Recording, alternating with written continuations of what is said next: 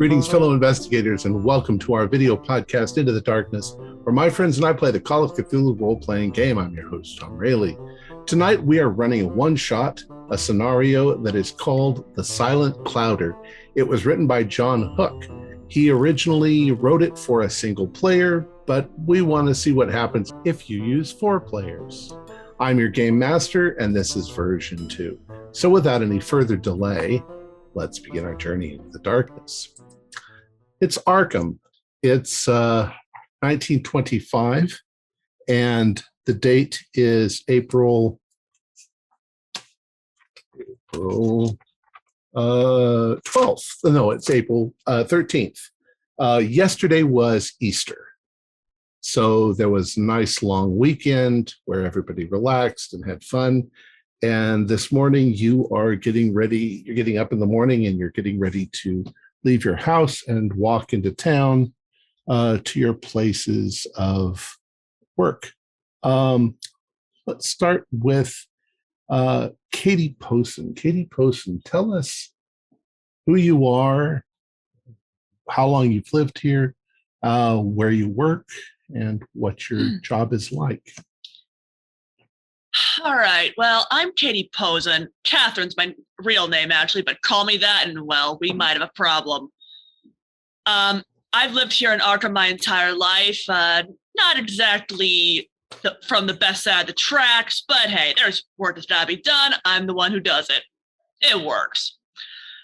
Not the prettiest girl you'll ever meet, but I have a mean right hook, and I can run faster than you can. I can run faster than you.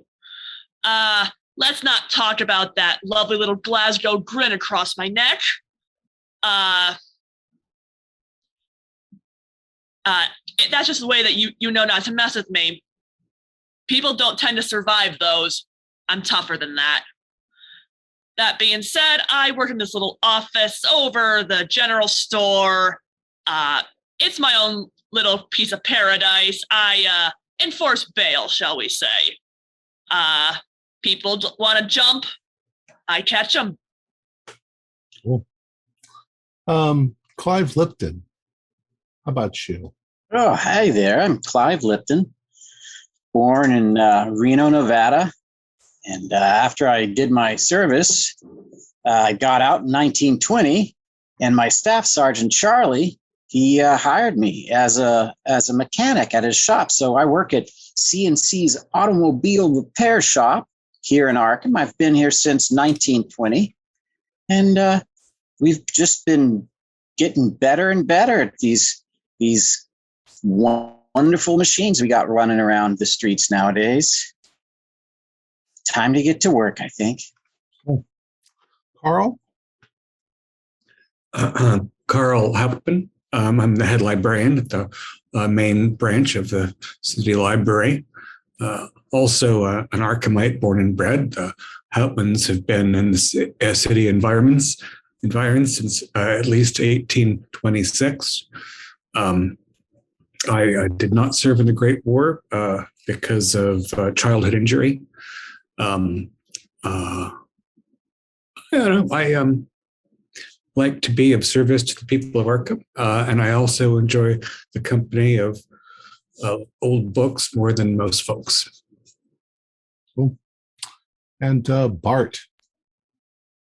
I'm Bart Johnson. I'm older than most of the folks around here. I'm 80 years young, though. I own a little antique store, but I spend most of my time chatting and less of my time selling. I mean, a lot of these young bucks just got back from Europe, and I fought in a war myself 60 years before theirs. The Civil War, in fact, on the side of the Union, keeping this country together. And now look at us. We got these young ladies out here trying to keep the streets free of criminals. What have we come to? What have we come to? So, it's April 13th. The weather is nice. It's slightly chilly in the morning when you get up. And it's one of those Arkham days where there's little bits of lingering snow off in the shadows, in the wood stands and so forth. But the city itself is pretty much hustle and bustle most of the day long. The weather, you know that it'll warm up in a few hours. The sun is bright, the sky is clear, and you guys are leaving your residences. Katie, what kind of place do you live in? I've got this little place, kind of off the beaten track. It's not much, but it's mine. Couple room apartment. Not exactly the best housekeeper because, well, have you seen me? So there's like a little brownstone or something down the street where. Yeah. And you're on which floor? Second floor? Probably the second. I don't mind the walk. And Clive, how about you? What's your place like? I've got a little 1-bedroom apartment, not too far from where I work. It's walking distance, just 3.5 blocks around the corner. And basically to and from work. I'm trying to catch the eye of this waitress down at the coffee shop, but that's not going too well. Things will happen. Do you eat at home or do you eat at the coffee shop? I eat at the coffee shop once in a while. I can't afford to eat there all the time. I'm trying to save up to get a nicer place, become a little more respectable. And Carl, what's your home like? I was an only child, so I live in the home I grew up in, which is in the university area of town, not too far a hike to the main library. My wife, Susan, and I have yet to be blessed by any children, but she's a few years younger than I, and it may yet come to pass. So we have, a bit more house than we need. Okay. And Mr. Johnson. After the death of my dear wife of 55 years, I've just been living alone in a nice little colonial house, colonial style. It's one of the things around here that's older than I am.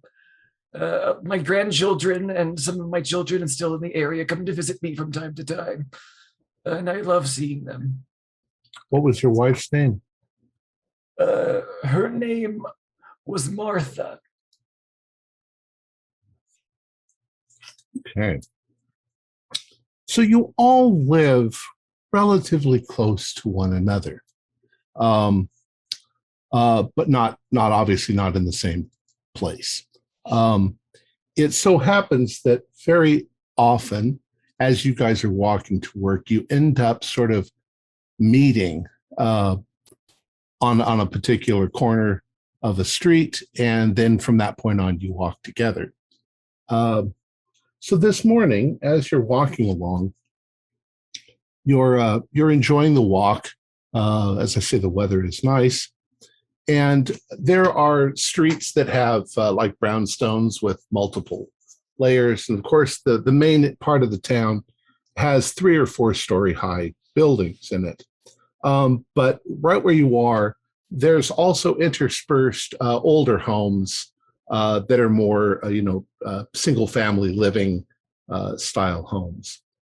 And you walk the same route every single morning. It's become so familiar that when things are out of place, if somebody were to paint their house, you would all notice it immediately. If somebody got a new car, you would notice it immediately because things would change. And over time, these things are always the same. Well, today, as you are walking along, one of the quaint little houses that you pass, that you've passed many, many times, it's a little small 2-story house for a single family. It's surrounded by a little white picket fence. And the yard in it is it's not dilapidated, but it's not completely upkept. The grass is getting a little old. There's an old guy that lives there. What's odd this morning as you're walking by is you notice there are a number of cats that are in his yard, and they don't seem to be lounging. They don't seem to be doing anything at all except sitting there rather stately, looking, the way cats can look rather proud. Why don't you all do spot hidden rolls?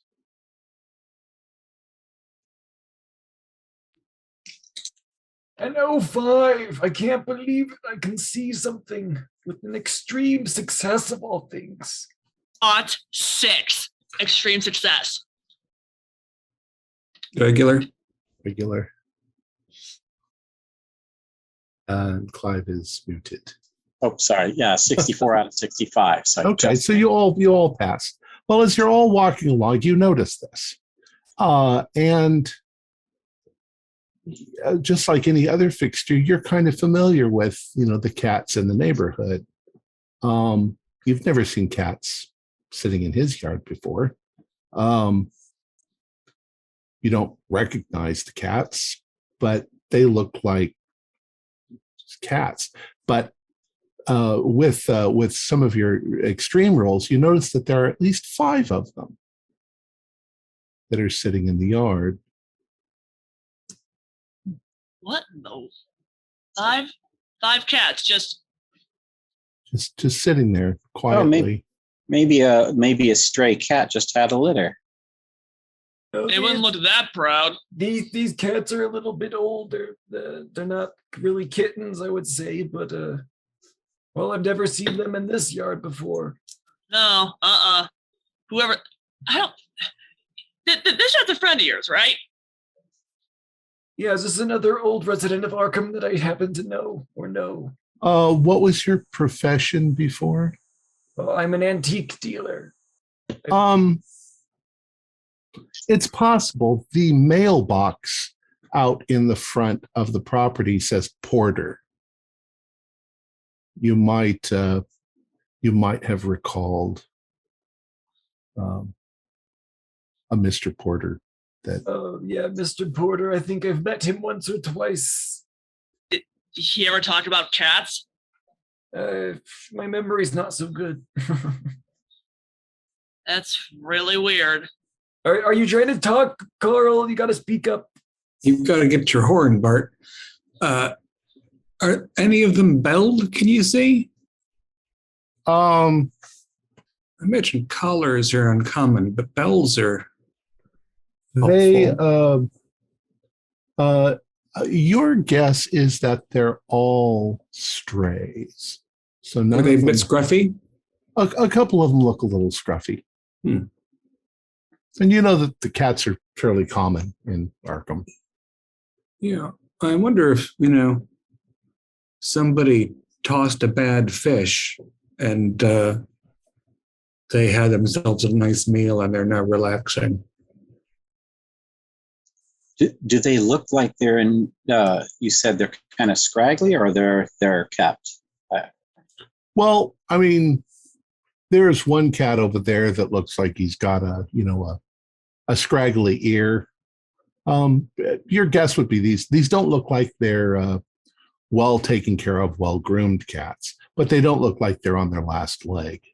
Okay, so it doesn't look like they just escaped from the veterinary clinic. Might have had an accident. Okay. And cats have similarities, so you're not sure whether you've seen them before or not, or maybe seen one of them over by a building. Or well, are we really close? Well, you're outside the fence, obviously. Okay, well, I'll kind of go over to the fence and kneel down and say, "Hey there, little kitty. What's your name?" Cats completely ignore you. But they look very much at home, right? Mm-hmm. They're just sitting there. 5 of them. Yeah.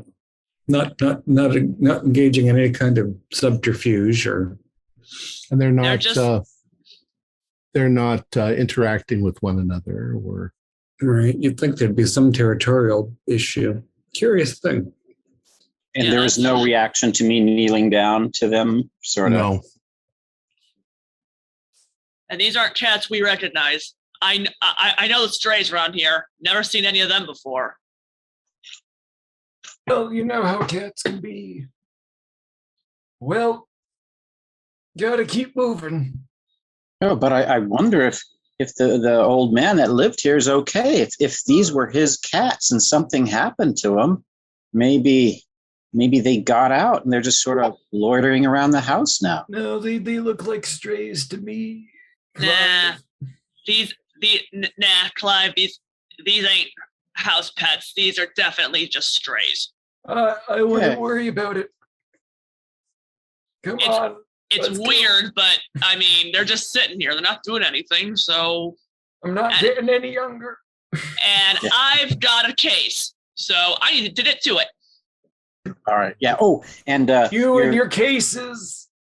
You know, if you just found a nice young man, I think you would find the true fulfillment you look for in your life. Mr. Johnson, I understand you're concerned about me, but I have a grandson on the north side. I could introduce you. I'm pretty sure you couldn't handle me, but anyway, Clive, what were you saying? Oh, you're just wanting to make sure your car's all running good since you picked it up the other day.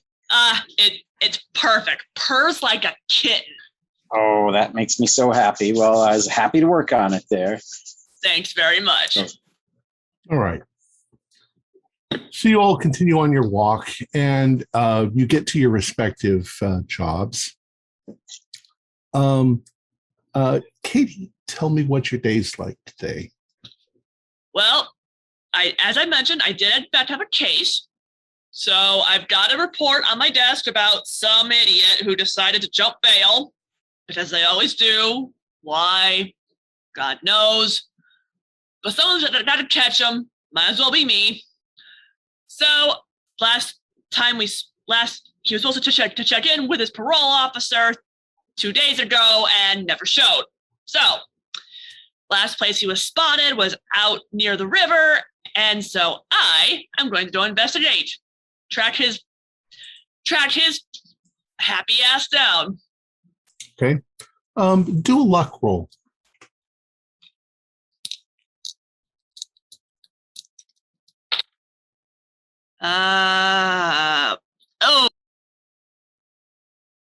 You're muted. Just missed it. 69 out of 65. Okay. So you work your way down to the river, the Miskatonic, near some of the underpasses of the bridges that go over, and you find evidence that he was there, but he's not there anymore. So, whatever. They should at least do some clues to go on to see where this guy's gotten off to. Clive, what's up at your place today? Oh, well, I've got 2 cars in the shop. In fact, Carl, I think I've almost got it fixed. There's just some rocks crammed up in the undercarriage. I don't know how it got there, but little axle damage. But this should be pretty good. I should be able to get on top of this by the end of the day. Do you have any other clients that come in? Yeah, there's one other. They did an early morning drop off. I'll get the paperwork once I get the last of these 2 rocks wedged in there out. Okay. Carl, you're at the library. What is there anything going on at the library today? Well, it's a Monday, so there's usually correspondence I haven't seen. And I'll generally start with that on a Monday. Things are pretty structured. We do have a fairly recent hire, and I find myself having to correct him. He just isn't used to exactly how things are done here. We all have our systems. But yeah, it'll be correspondence and then tea late in the morning, and we'll see what's about. And lunch. Yeah. And Bart, you're heading towards the antique store. Yes, well, the thing is my son Daniel does most of the day-to-day operations. I kind of make sure things are looking good, and I mostly just sit out front on the rocking chair, chatting to people passing by. It seems to draw a lot of interest. You put the best antique out front. I was going to say, does anybody ever try to buy you? Oh, I hear that from time to time. Some young person thinks that they're quite funny, and it is pretty funny. So you spend your time out in the front. I'm kind of like a neighborhood grandpa. Okay. So lunchtime comes. You break for lunch. You have your lunches. Afternoon goes pretty much the same way as morning did. Katie, you're rather frustrated with the way things have gone, but you've done a lot of huffing around town looking for these people, and you've ended up back in your office at the end of the day to do whatever paperwork that you need to do. And around, I'd say 4 o'clock or so, things start to wind down for you, and you all decide you're going to head back home. This happens almost every day, and once again, you end up on a same corner somewhere in Arkham, and then start following your normal path back. So you're walking back, and you arrive back at that house, the Porter house, and there are now at least 10 cats in the yard, and they're not necessarily sitting together. A couple of them are, but they're kind of spread out around the front of the house. Do a spot hidden roll once again.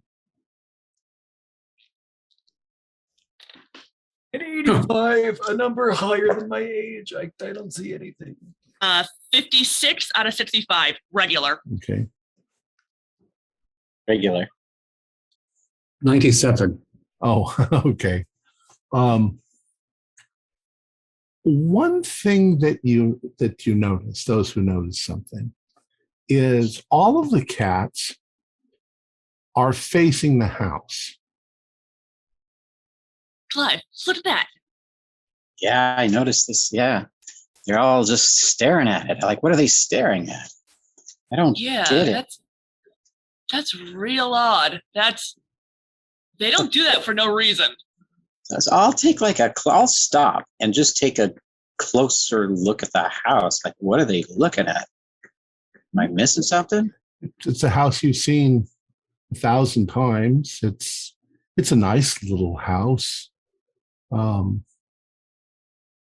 It's probably painted white, but it's got places on the paint job where it's getting old. The fence is getting old. The yard is getting old, but the cats are all just sitting, and they're not doing anything. They're not grooming themselves, and they're not interacting with one another or licking one another or anything. They're not making any noise either. They're completely quiet. I'm becoming a little concerned about the occupant of that house. Yeah, this is real weird. Something. They're just cats. I mean, cats. They like lounging in the sun and hanging around in groups. But this ain't lounging. They're sitting. They're staring at something. Well, they can hear things we can't, after all. I don't keep pets myself, but I had an aunt who was one of those people who had more cats in her life than people. And, they'd stare at a wall if there was some, a large insect or small rodent in there making noises that I couldn't hear. And they'd be very fascinated. But unless there's one big mouse just sitting in the house, it seems like they look like they're at the cinema together, which is peculiar. Oh, kids in their picture shows. I don't understand the fangled things. Hey, no slandering Rudolph Valentino. I don't even know who that is. Sounds Italian. Movie star. The house, it's it's a little, there's some chipped paint and whatnot, but it's obviously occupied. Now, if it's a Monday in April in New England, it's probably dusky at 4 something in the afternoon, not dark. And probably the chill has come up again. Is there smoke coming out of the chimney? There is not. Are there lights visible through curtains? Not at all. But the windows are closed and the door's closed. It's not like it's... Correct. Yes, everything's closed. You can see, if you stare really carefully, you can see that there are curtains in the windows. I mean, yeah, this is real weird, but is it anything we really ought to worry about? I mean, they could just be visiting somebody. I mean, it was Easter. Yeah, they could be late getting back from seeing some family. The mailbox is out here on the gate. Yes, right in the front of right, actually outside the gate. Yeah. Right next to it. Is there any mail in it? You're going to open up the mailbox? Yeah, just have a look. There are 2 pieces of mail inside. Are you going to examine them? I mean, I'm not... Carl, what are you doing? I just wanted to see if he'd picked up his mail today, because if he's out of town, then he wouldn't have gotten his mail. Look, I know what I do is somewhat on the gray edge of things, but opening someone's mail is a federal crime. Well, I didn't say opening, but... I didn't pull out a letter opener. I just looked in the mailbox. Yeah, I'm not going to tamper with the fellow's correspondence. That's outrageous. Of course, as I close the mailbox, I might see return addresses. Okay. Well, one of the pieces of mail looks like it might be from a military source. There's kind of an official look to it. You saw sort of a seal that was, up on the envelope. And the other one appears to be a letter with a Miskatonic return, Miskatonic envelope. Both of them are stamped and Canceled. dated. Yeah, canceled. Well, I'm not going to risk Katie's wrath by visibly poking my nose any further. Carl. Yeah. Did you catch the dates on them? Oh, I didn't. I mean, they'd be new today, I would think. It's just a couple of pieces. But if they're not, I'm just wondering if they're older. Maybe. Well, that's true. If they were from last Wednesday, I guess. That's the question. We don't know the fellow, but if something's happened to him that he's not able to get his mail, and, it's our civic duty to if someone's hurt or something, there's some signs here that maybe he had a stroke inside. Maybe, but that's what the cats are. But would this Porter guy have a connect? He's apparently got ends with the military. He's getting mail from the military and the U. So, is that normal? Oh, I get mail like that all the time. If I saw something and if the letters had been written in German script, I'd think there was something. But it's not going to hurt to knock on his door and see if he answers, right?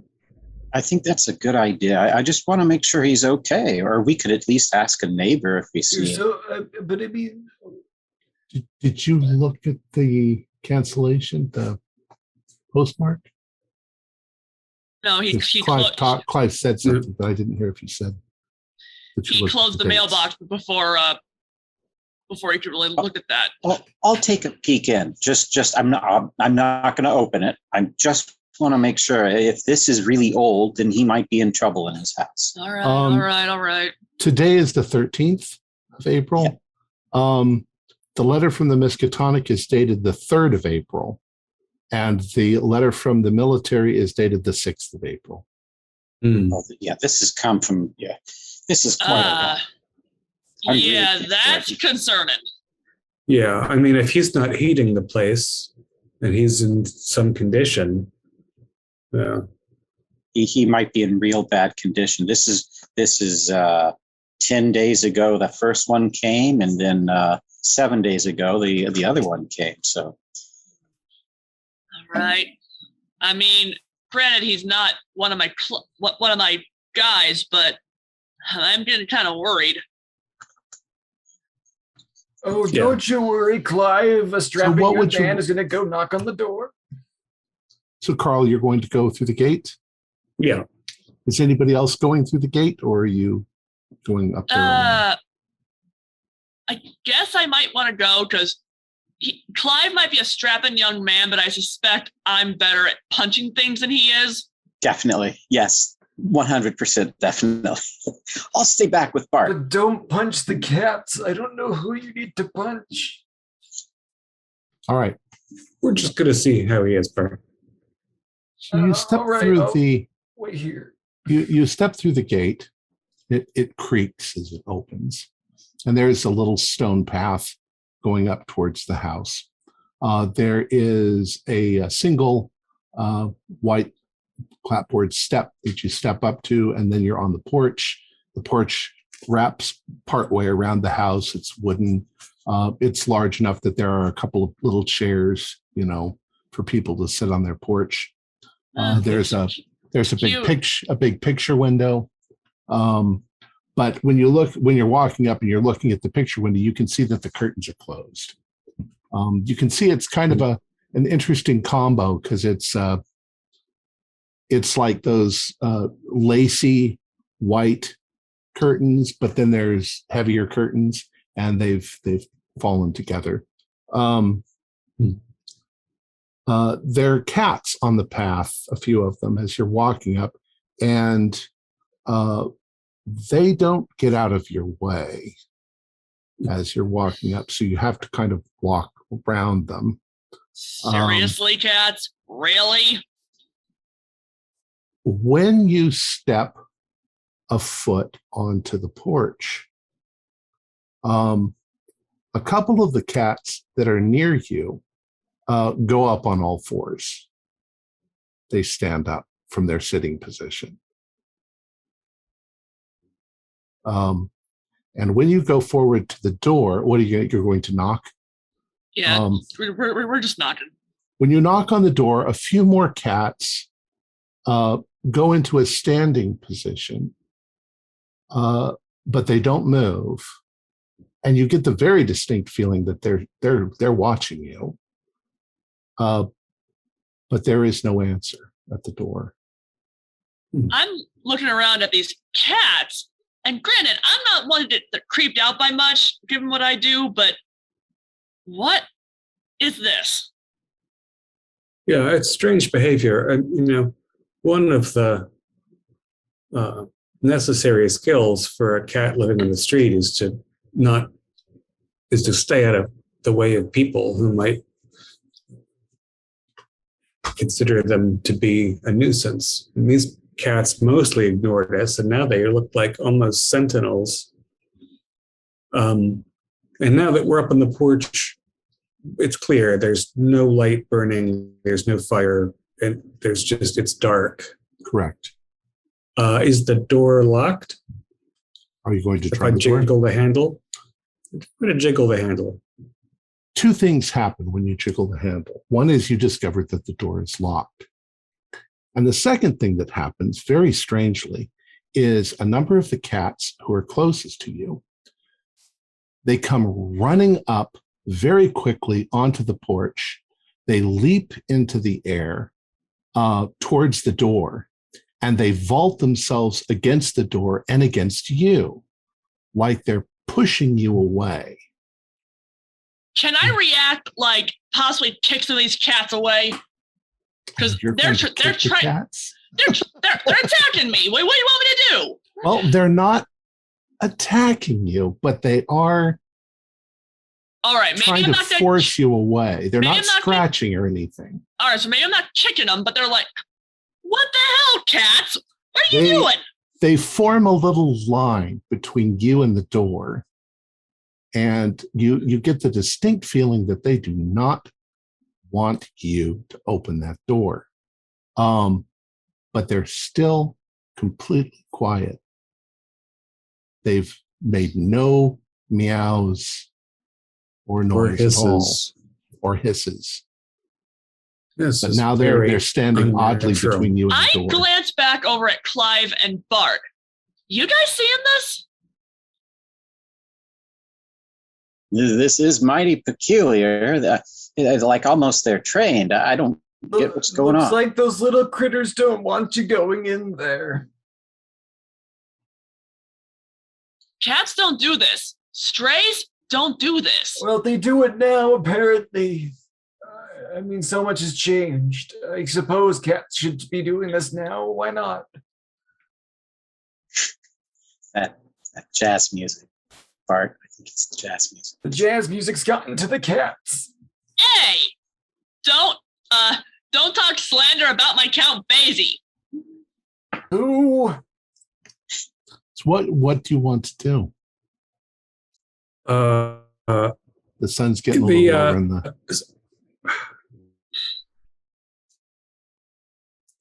I'm concerned. I'll walk around the side is of the this house? Is the house?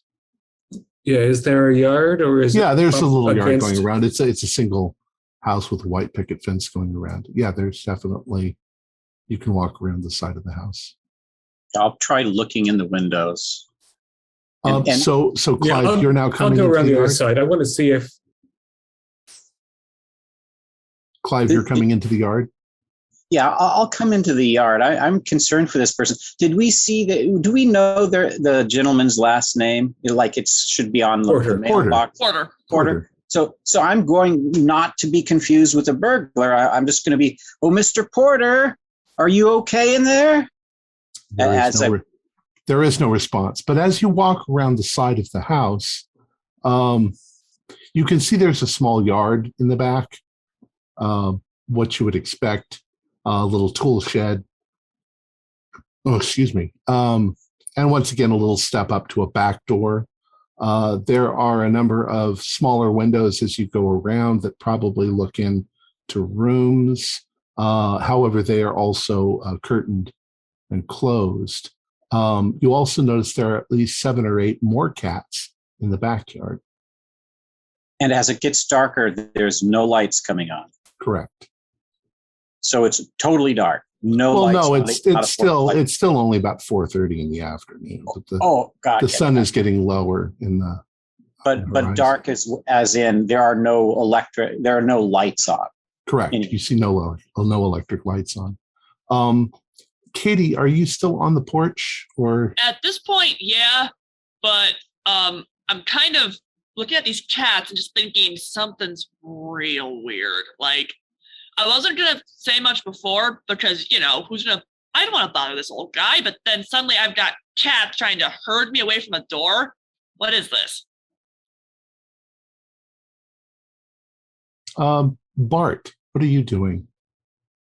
These people are trespassing on somebody's property. I know this is absurd. I don't know what these kids are doing. Bart, we're concerned something might have happened to him, and then we've got these really funkin' cats. They're Something's- just cats. I don't understand what the deal is. Have you ever had a cat try to herd you away from a door? Because these were.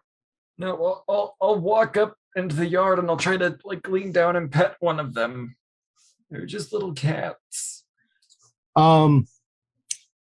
Reach down to pet the cat, and until your fingers get about an inch from the cat, it really has no reaction. It continues staring at the house. Once you start to pet it, it for a moment it gives you a sort of almost a dirty look. It looks back up at you and then takes a couple of steps away from you and sets back down and stares at the house, like it doesn't want you to pet it.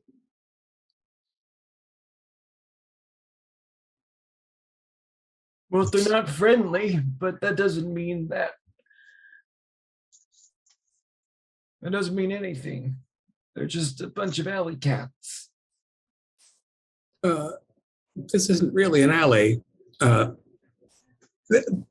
the windows at the back door, everything's intact. It doesn't look as though there Correct. was any sort of forced entry. It definitely could be that just nobody's home. Yeah, he could be on. There's nothing wrong with locking up your house and going on vacation. Is his? Did he have a car? Did we ever notice? I don't think you've ever noticed a car there, but then a lot of people don't have cars, so Yeah. rich people have cars. Yeah, and he's pretty centrally located. Tell you what, At the most, you might occasionally recall maybe seeing somebody there, an older gentleman. 2 rocking chairs though on the porch. Yeah. Could be, company for checkers. Could be. I don't know how to. That's the darndest thing with those cats. It's like they're trained, but they're just a raggedy bunch of street cats. It's very odd. I'm gonna. I propose that. Okay. What are the odds that one of us knows somebody on? Oh, Katie, you know police people. Yeah, I do. Why don't you suggest that somebody stop around and check on the old fellow? All right, I can do that. Maybe he's got a family in town who can tell us that he's gone off to Weehawken. Yeah, I can do that. In the meantime, because of the strange animal behavior, I feel like there might be something wrong inside the house. And if he's on vacation, then it might be, I don't know, his fish tank broke, and there's something that's making these cats act funny. Yeah, something's weird. But yeah, I'll talk to my people in law enforcement, and then we'll figure it out then, I guess.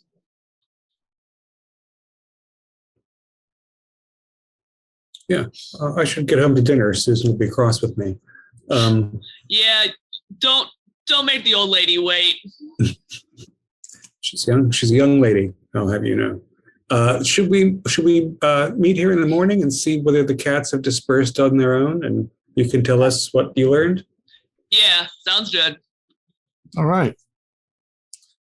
So you continue back to the street where you part ways, and you all head back to your homes. Yes, Clive. Oh, you just wait. Waving. You wait. Okay. All right. See you guys tomorrow. Do any of you do anything special tonight? Or is it just your usual dinner? I'm going to have a hamburger. I'm on the phone. Who are you on the phone with? I'm calling the station. Okay, we'll get back to you then. I'm going to discuss the curiosities of the porterhouse with Susan over dinner. I'm going to check my telephone directory to see how many porters there are in Arkham, and if there are any, if I can figure out what his first name. They probably only have first initials in the directory, but I'll be able to check against his address. And then I'm going to see if I've got any books in my library that will explain that feline behavior. Very peculiar. Okay. I had a suspicion maybe that there was catmint growing in the yard, but I think that makes them excitable, not quiet.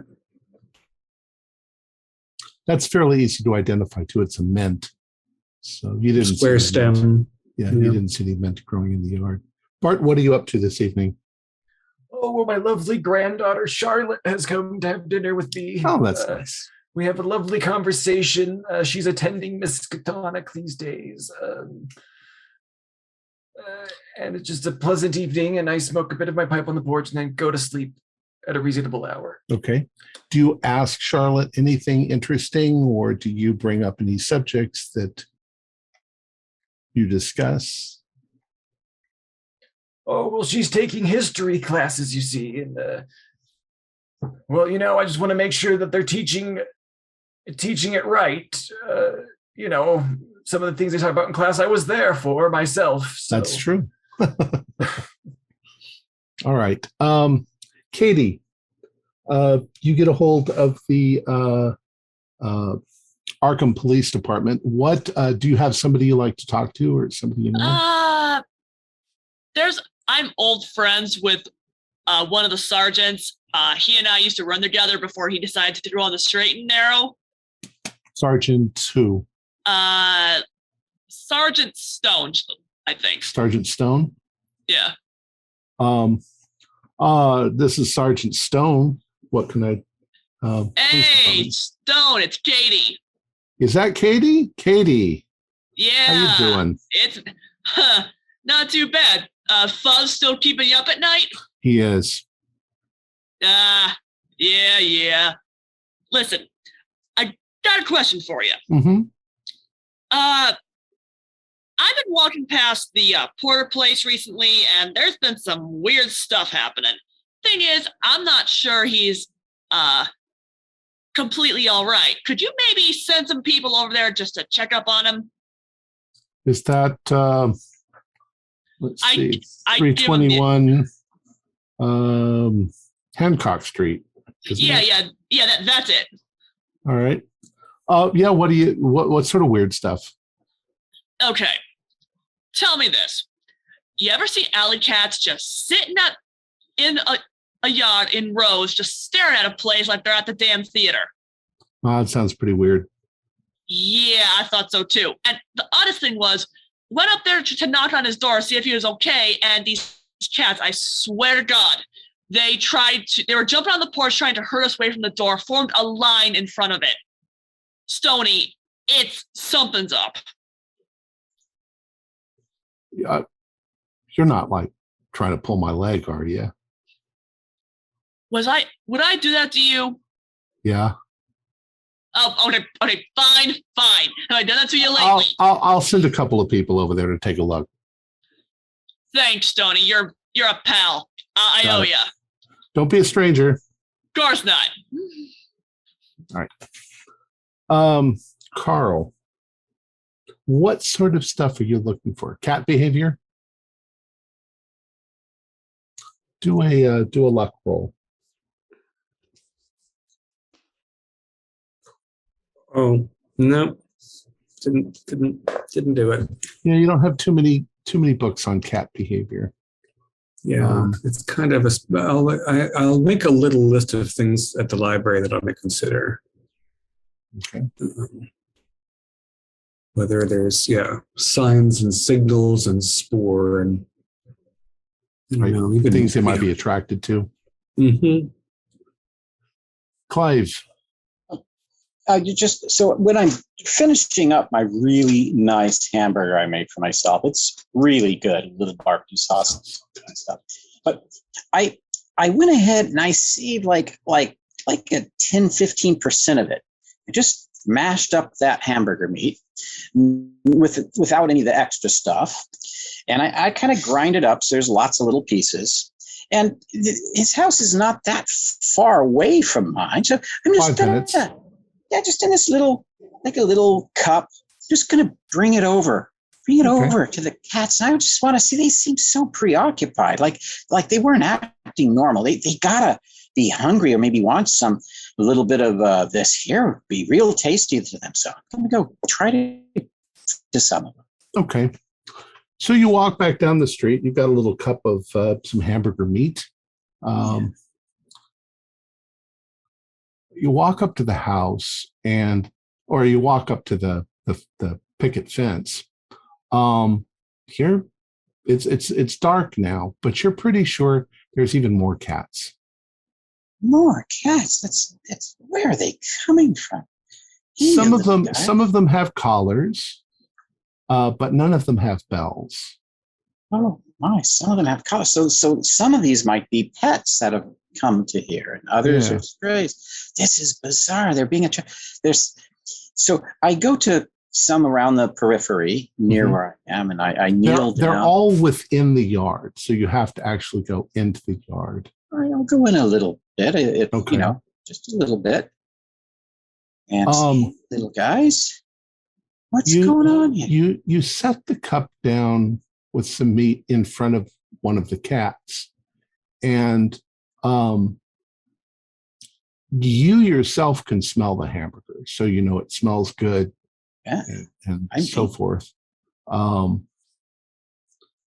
cat that you set it in front of glances down at it for a moment, and then just goes back staring at the house and completely ignores it.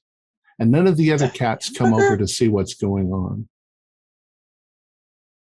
That's unheard of. I like this. That makes no sense. I mean, before it was weird, but this really doesn't make sense. Street cats, especially, would be all over this. Yeah, nothing. And if you try to coax other ones, there's nothing. Yeah, I'll tell a couple of them. My God. Well, I pick up the cup and, well, you'll see I won't be cooking you any more hamburgers. So if you pass any yards along the way that have dogs, the dogs are like, yeah, I'll take the hamburger. All right, okay. So I go home. I'll share this with everyone else in the morning. In the morning. All right.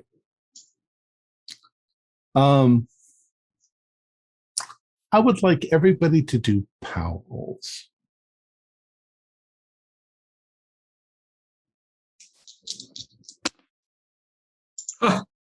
Regular. I rolled an 01. Oh, nice. Wow. Yeah.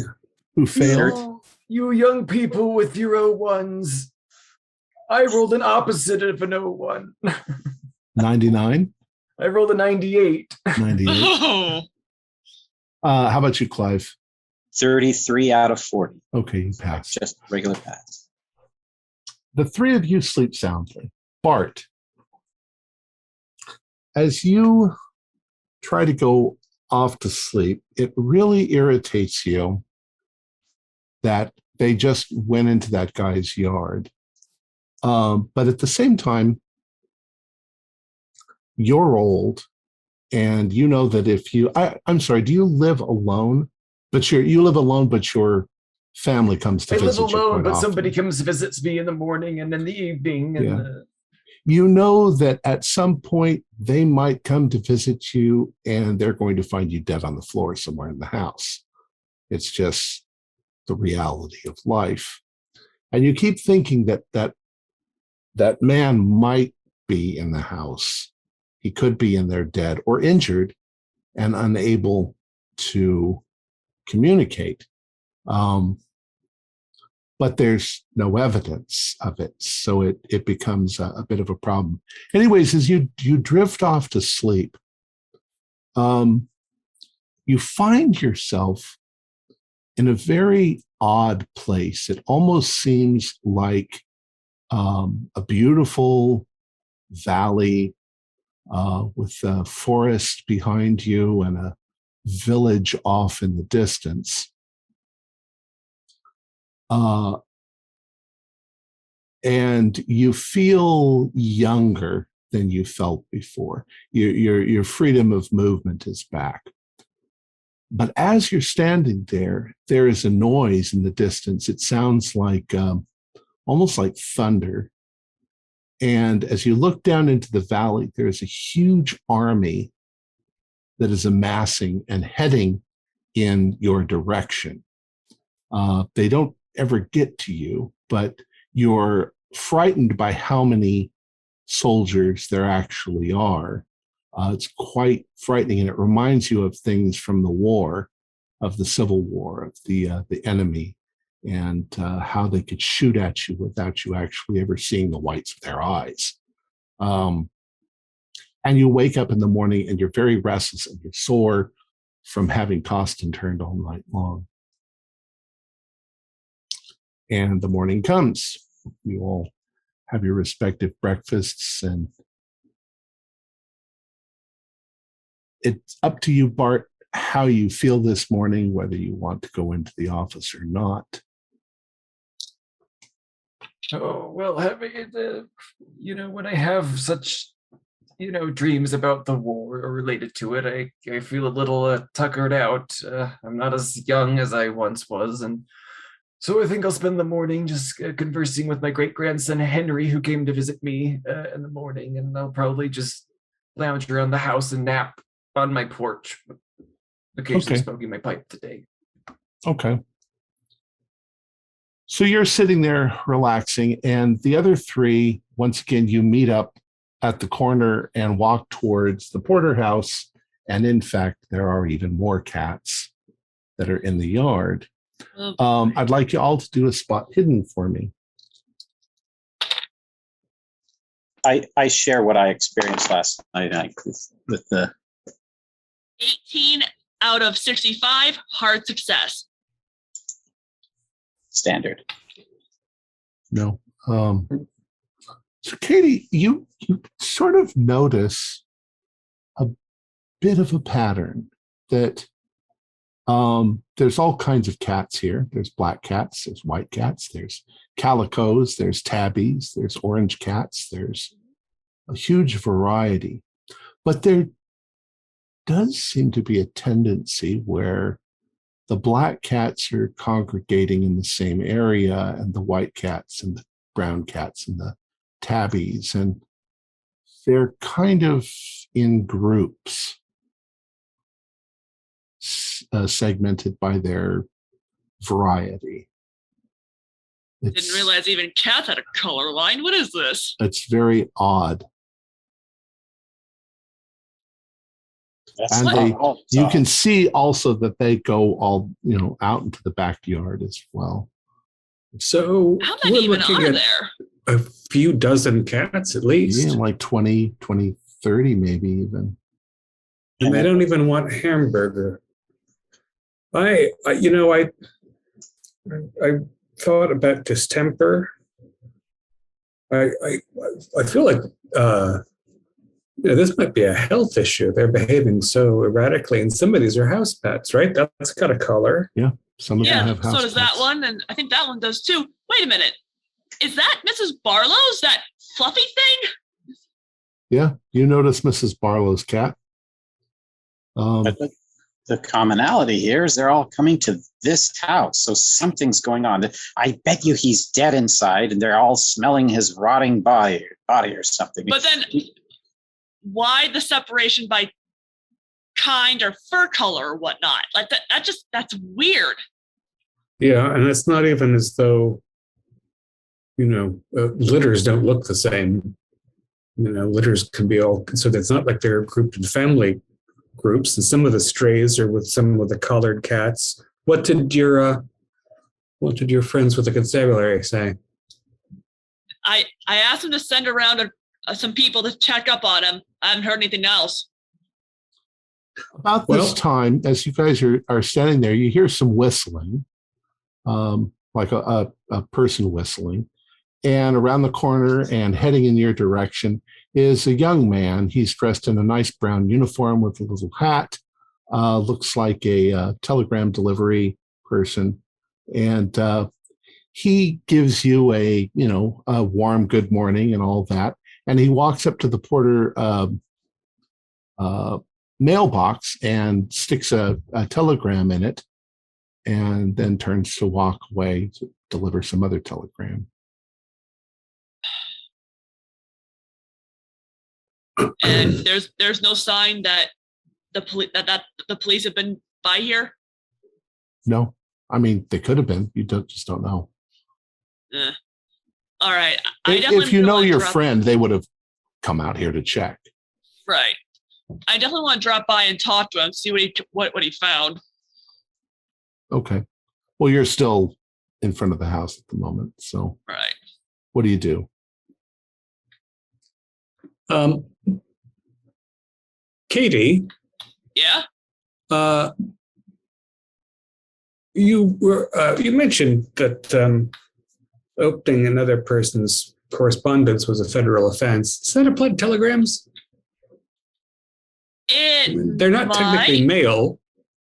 It might, but honestly, it doesn't exactly apply if the person's no longer living, like we're thinking he might not. Right, and telegrams are usually emergency communication, and since he's not answering mail that goes back 11 days, maybe there's an emergency we should know about. I deliberately turn away from the mailbox, so I'm facing the street and I don't see anything. Okay. You open the mailbox and the postcard is, the telegram is on top. You still see the other two pieces of mail in there as well. Western Union. Appropriately. 2, Wilhelm Porter, stop. Was it W. Porter I found in the Oh, yes, directory? I forgot that you did. Yes, it is W. Porter. Yeah. The Wilhelm Porter, stop. From Alvin Haug, PhD, Department of Anthropology, stop. Urgent, stop. Must collect your Tibetan artifacts, stop. If you do not, artifacts will be auctioned next week, stop. Artifacts still held in my office, stop. Please respond, stop, end. Tibetan artifacts must be collected. Do you know this Alvin Haug, Bart? Oh, Bart's not with us. Bart's not with us. No, he's not with us. But it sounds like this might be something we want to take to him, though. Well, wait a minute. There was a letter from the university that wasn't from the same guy, was it? Oh, I don't know. Katie, why don't you look around and see if there are any more cats coming this way?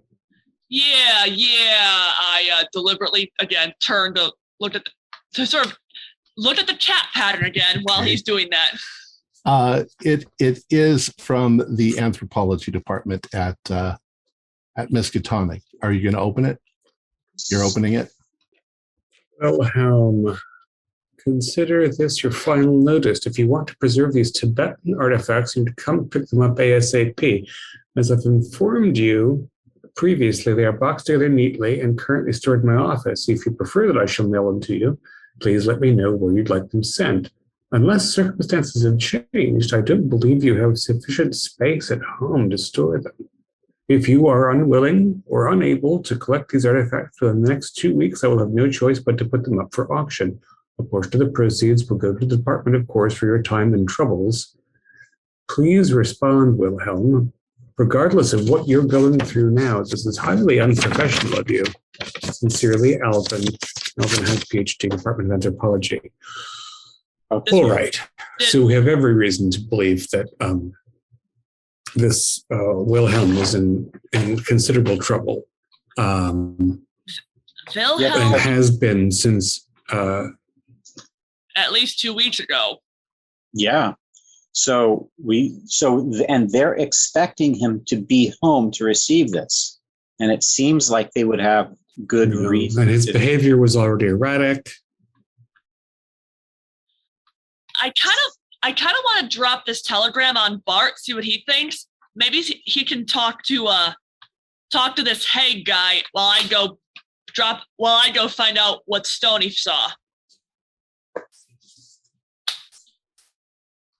Like to go to the university and let them know that this gentleman in the Porters seems to be missing or unwell. Yeah, but I don't know. Something makes me think you might want to have. Go ahead. I kind of feel like you need to have Bart along for this, because these artifacts keep coming up. Yeah, might be important. Yeah. Bart, do you want to go for a walk? Well, I mean, if they come all this way for old me, then I suppose I'll go with them. I was thinking maybe you just suddenly come strolling down the street. But there you are. Listen. Oh, you're not at work yet. Oh, no. Listen, we maybe committed some mail fraud, but we think this Porter guy's in some real trouble. There's a anthropolo. I don't know how you say that. He's at the university. Anthropology. Thank you. Anyway, he's at the university, and apparently Porter here is supposed to be picking up some Tibetan artifacts. Did you ever make it to Shangri-La, Bart? No. No, I have not. I hear there's a fountain of youth there. Maybe you should consider a trip. Bart, do an idea roll. This is really memory roll. So that's another thing we should have is memory. I think that's no. I think that's both education. Education? Okay, education. Yeah, do an education roll. Well, 74 is a pass on my education. As they're saying these things to you, if they mention Wilhelm Porter, you're suddenly like going, I think he was a professor at Miskatonic. In fact, I think he was an asshole. Oh, this is Wilhelm we're talking about. Bah! Wait. So you did know him? Yes, well, Barely. a little bit. The interactions with them were rather unpleasant. He was a curmudgeon. How unpleasant we talking here? Just mildly. Just not someone you wanted to be around. Not really a chap who's good for conversation. Ah, he's an asshole. I mean, if you're going to stoop to such crude language, young lady, then sure. All right. I'll clean it up, Grandpa.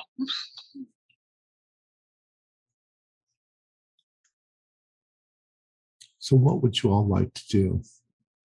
By the way, how about anybody looking at the other letter? Yeah, I'm kind of curious. In for a pound, in for a. We're already we're in trouble anyway. All right. So you that definitely looks like that one intimidates you a little more because it looks like it's from the military. Oh boy, guys, you're going down with me for this one. I say as I slide my thumb under the seal. Ahem. From Department of the Navy, Naval Sea Systems Command, Washington, D.C., 20362. From Commander, Naval Sea Systems Commander, Professor Wilhelm J. Porter. I guess we were right about that. Subject, Seaman James P. Porter.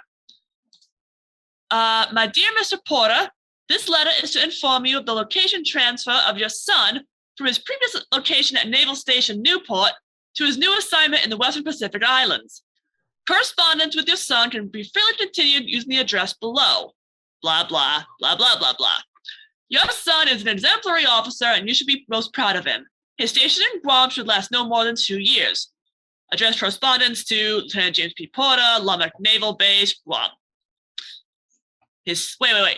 He didn't even find out his son got transferred? Yeah, something's up. You wouldn't want to be missing this, I say as I pass the others the letter. Yeah. So he's either out on an unexpected vacation or trip where he hasn't come back yet, or he's in trouble inside that house. Mm-hmm. Guam is near the Andaman Islands, isn't it? I mean, relatively. It's in the Pacific. Were the Andamans in India? They were in India. Yeah. That's a relief. Guam is a territory of the United States. So, do we need a break real quick? Do you guys want a quick break? Yeah. It's like Katie left, so that's a good spot.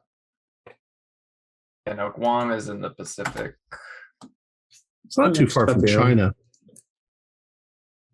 Second, I'll take this opportunity. May have been some naval battles around it in World War II, if I'm not mistaken. Most of the places that we have in the Pacific, we got then.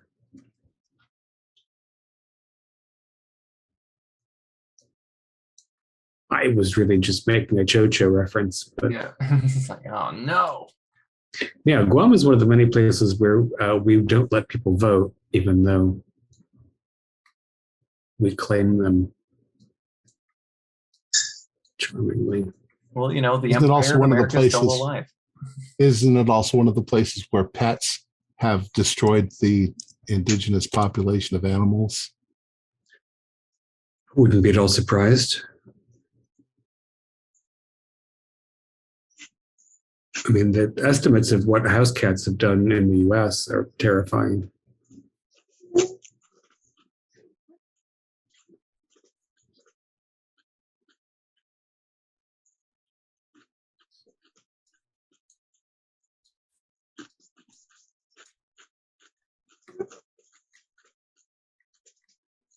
Where were you? Just kidding. We waited for you. Well, we'll break any time that you need to break. So everybody took a break. All right. I do appreciate that. All right. So are we back? We're back. All right. So what are you all going to do? You guys are now technically late for work. Well, I'm kind of worried about him. It got me thinking about my own proximity to the grave and, to be all alone and unfound. Maybe it's best to go in and check on him. You know perfectly well, Bart, that you're going to outlive most of us. Definitely. Given the way that we were fended off by the cats here yesterday when they were quite a fewer. I don't want to get into a battle with a bunch of possibly diseased street animals.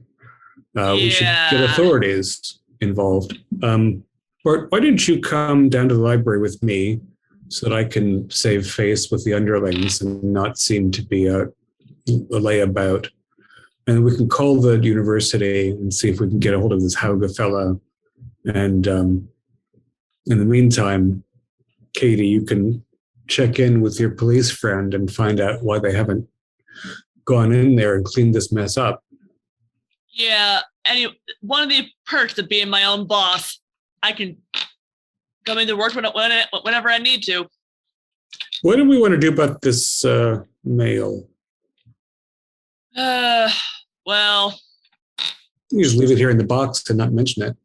Yeah, just leave it in the box. I'm Slip afraid things that- back into envelopes. Yeah. I don't think Wilhelm's going to miss it, honestly. I'm not thinking so either. It's been 2 weeks. I might not be all that smart. I didn't go to college or anything, but even I know you can't exactly survive without food for 2 weeks. Well, Carl, going to the library sounds like a splendid idea. And Clive, my boy, have I introduced you to my great-granddaughter, Lydia? I think you two would get along quite well. Well, Bart, no, I don't think you have, Mr. Is Johnson. that the girl with the tattoos?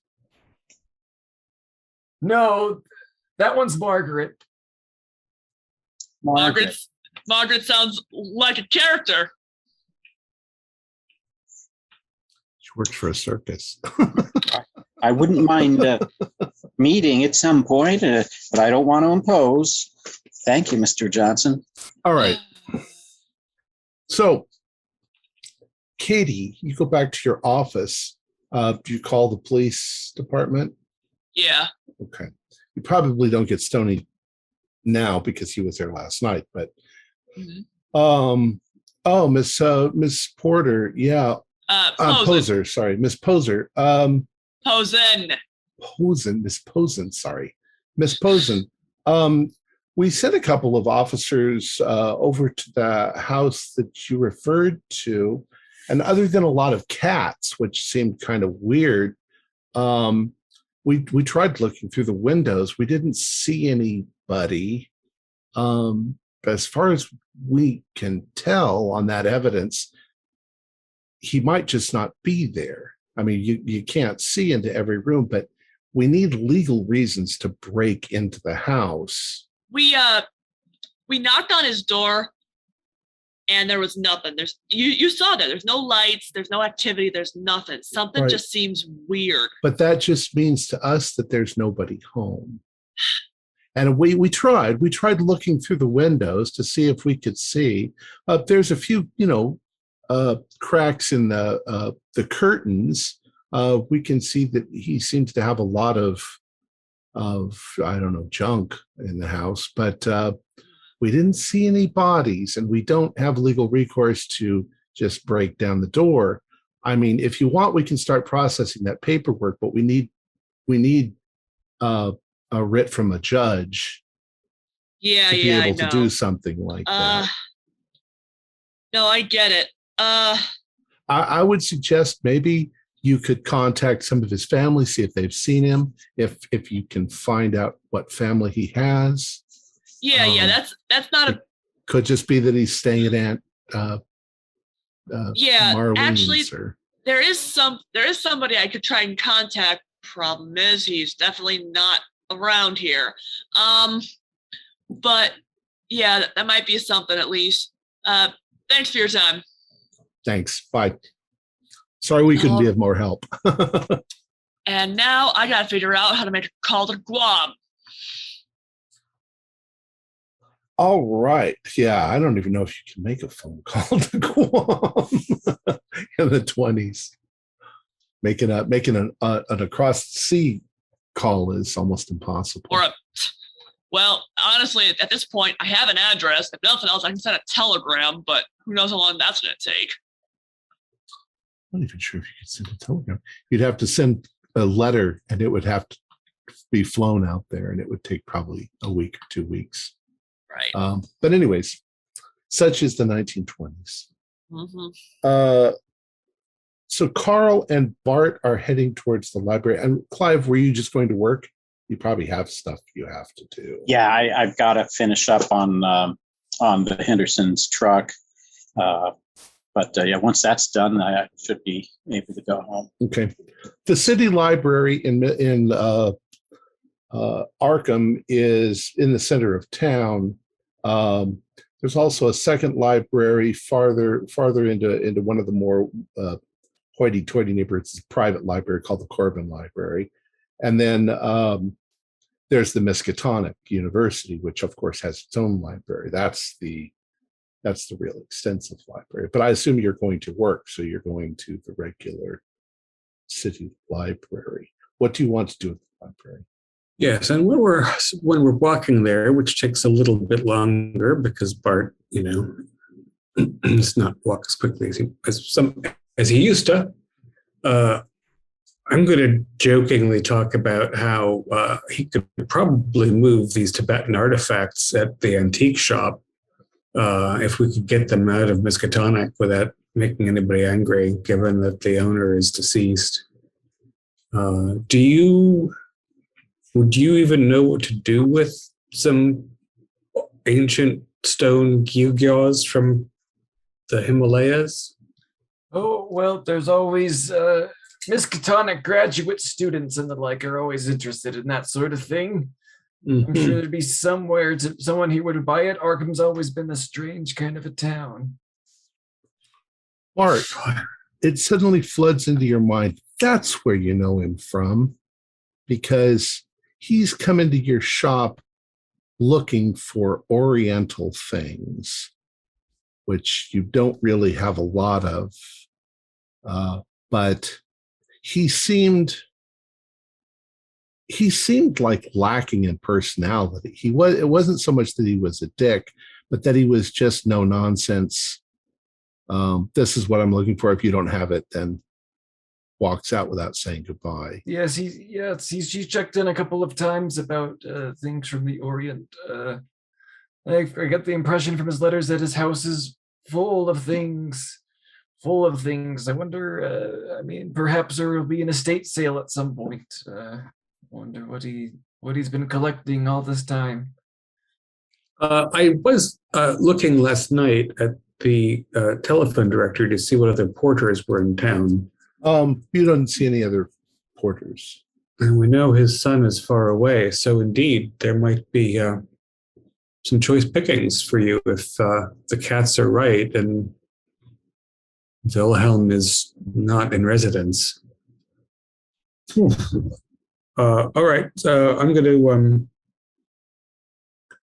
to stow Bart in a comfortable corner of my office and do a sort of quick stern-looking tour at the staff to make sure everybody's nose is clean and things are being reshelved and so on. And then we'll try to reach Haug at the university. Okay. Oh, you call the university, you get the administration office, and they tell you that there's no direct line to the classrooms, but that Dr. Haug is there every weekday. So he has classes that he runs in the morning, but his afternoons are fairly free. He does a lot of personal research. He is currently he's the head of the anthropology department. So there's a reasonable chance that if I phoned in the afternoon, I could find him in his office. I'm sorry, say that again. If you came there in the afternoon, yes, you'd find him in his office. All right. He doesn't have a phone in his office. So I understand. Very good. Thank you. All right. So we'll have a little lunch at one of the places in town and walk over to the school, Bart. You can have a look at these gewgaws for yourself. That sounds good. There's a place that I think is close by, an Italian place. Tip of my head. Names are so troubling to me these days. Luigi's. Is that it? That sounds right. it's the pink oboe. Katie, what are you doing today after you've talked to the police? Well, I think I finally got a lead on that jumper who's been evading me. Okay. So it's about time I track him down. You're going to do regular work then. Okay. Yeah. All right. So we'll assume that Clive and Katie are doing their regular jobs. Lunch comes and goes. Bart and Carl. Are you going to head over to the university? It's just a couple blocks over. Spring break has ended this last weekend, so all the students are back. They look bright and fresh and well dressed and walking about campus with their books in their hands. And the girls I tell you, youth is wasted on the young. Girls are wearing scandalous dresses that are almost, halfway up to their knees. Oh, it's worse than I thought. Oh, you can see their ankles. All right. The library, I'm sorry, not the library. The anthropology building is a nice old building. It's a couple stories high. You step inside and there are signs on the wall that tell you where the head office is, the anthropology department. You go up the stairs, down the hall, and you find a door that says, Dr. Alvin Haig or Haug on the door. Knock. Well, you can actually see it's got a glass. You can see him sitting behind a desk, and they're just going over paperwork and stuff. Well, still polite to knock. Yeah. Oh. Door open. He sort of waves like that for you to come in. Good afternoon, Dr. Haug. Good afternoon. Can I help you with something? We hope so. We're concerned about this Wilhelm Porter character. Oh, Dr. Porter. Yeah. He used to he's emeritus from here or something. He was the head of the department before I took over. Yeah. And you've been trying to reach him, we get the impression. His son is away. I have a box of his stuff. Is he? Well, we're not sure. We're in the process of trying to get the authorities interested in his whereabouts because he's not at home and it's not evident where he's gotten to. Oh, geez. Or if he's well. You said that, I got the impression that you were concerned about his well-being. Well, it's been a couple of months since I've seen him.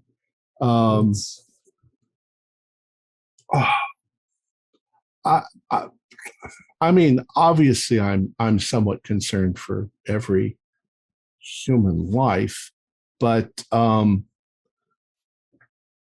Well, Dr. Porter was not exactly a likable fellow.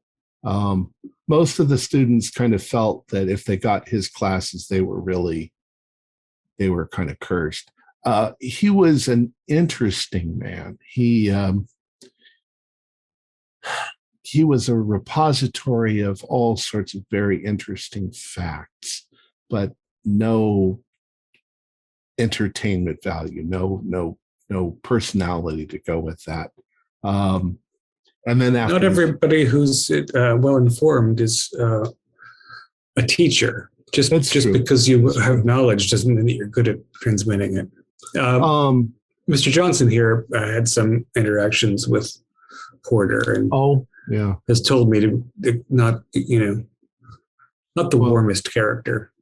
He was a bit of a collector of not only interesting things, but completely uninteresting things. He published at least one book.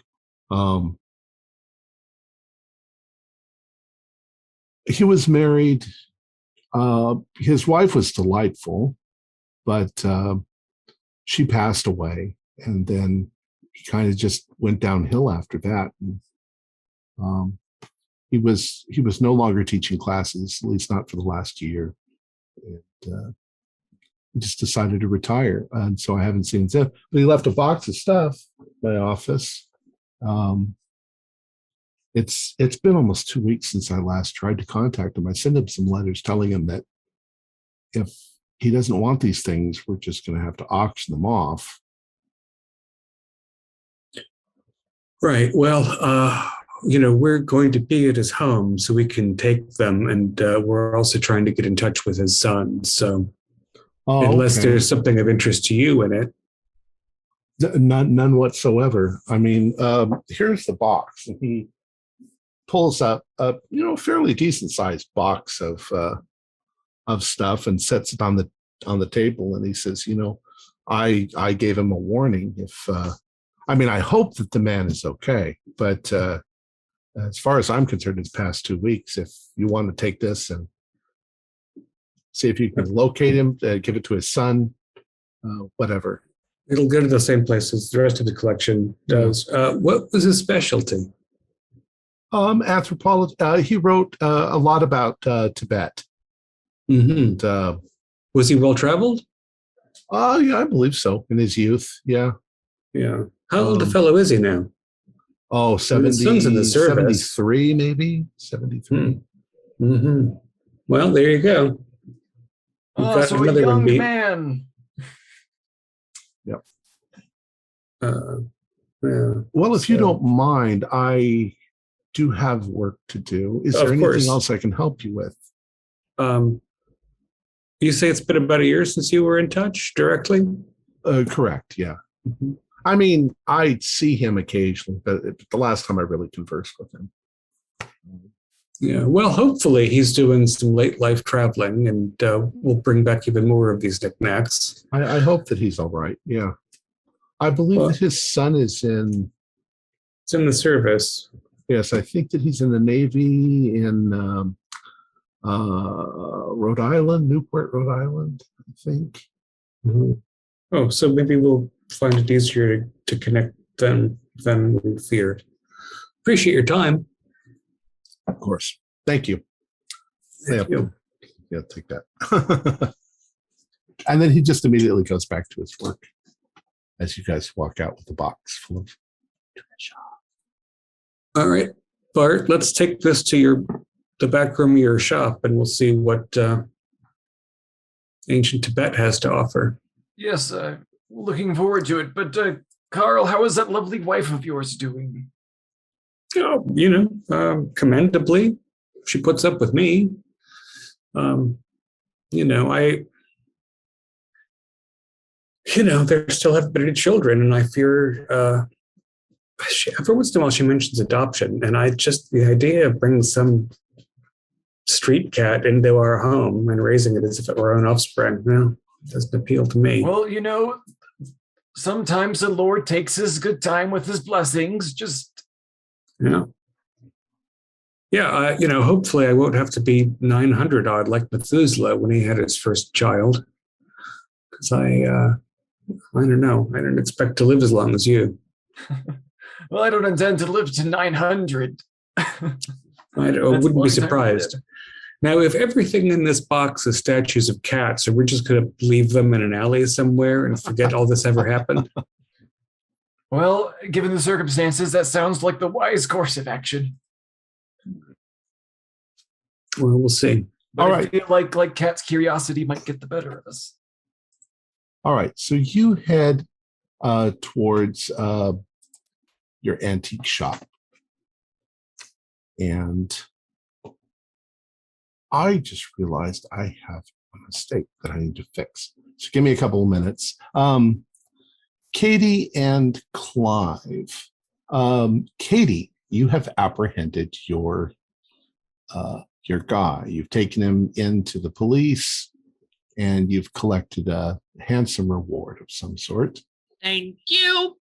And as I'm leaving, by the way, I sort of shift my head a little bit, and a gold chain sort of slips out, and on it is a ring. Okay. What's the ring? In it, there's a couple of initials. AP, heart, KP. 1913. AP Heart. What significance does the ring have? Wedding ring. Oh, yours or his? His. Okay, so you've stolen his wedding ring? No, this is mine. Oh, I'm sorry, I misunderstood. Okay. Well, I get back to my office, put down the money, and I sort of sit back at my desk. I'm sort of fiddling with it. That's on my neck. Mm-hmm. God, some days, Alan. Some days. So you're talking to your ex or your late husband? Late. All right. So your day and Stuart, your character's day, your mechanic shop, it's kind of boring. The last couple of hours, you've had no new clients. You finished up what you were working on, and you don't see anybody pulling in or anything. So you're thinking that you could leave early. Yeah. And you know that the other guys are sort of congregating at the antique shop if they manage to secure the. I'll head on over there. Mr. Johnson's got some pretty neat things in that shop, and I wouldn't mind just seeing what they found out. I'm really curious. I really hope that guy's okay. And we'll say that as you're walking over to that shop, Katie sees you and joins you. Hey, Katie. Hey. Oh, just a slow day in the shop today. Just finished up the Hudson's truck, and that's it. Nobody since. So. Yeah, well, I managed to catch my jumper. Couldn't jump for too long. Wow, gosh, your career is just a bit too crazy for my kind of blood. No, I get it. It's just, well, someone's got to keep the lights on, right? Hey, I was going to head on over to Mr. Johnson's shop, but were you heading there too? I wasn't, but maybe I should. I suppose Alan can wait a couple more hours, I say, as I sort of absentmindedly fiddle with the ring. All right. So you arrive at the shop just a few minutes after Bart and Carl have arrived. Bart and Carl are towards the back of the shop, but you can see it from the front door. And they've got a large box on the counter that they're getting ready to open. Oh, don't worry about them, Daniel. These are more friends of mine. Come to look at these things. I'll take care of it. Okay, Grandpa. All right. So you open the box, and quite a bit of it is wrapped. There's wrapped up. There are a couple of books. Okay, the books look like they are fairly new books, and you notice that the books are written by Wilhelm Porter, and the name of the books are Tibet and the Culture of Religion. They're identical. So these are the books that he produced. In addition, you find a piece of silk, like a scarf. It's fairly large, and it's kind of heavy. And when you open it up, it is painted on one side, and it looks like this. Now, would you look at that? Very Do I recognize it? Perhaps with an occult roll. Do you have? Do an occult roll. Do a history roll, or if you know anything about. I have history a bunch. I have history as well. And 84 is not good enough for either, though. But 28 is a hard history success. Okay. You think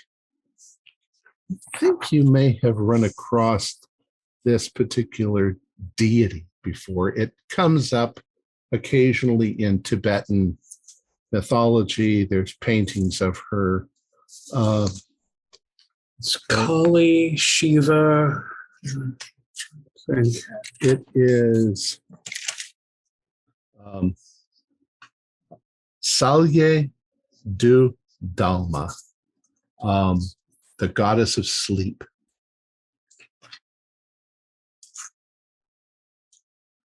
In Tibetan mythology, the protector of sleep. I wonder if these are all dreams around her in these sort of cloud phases.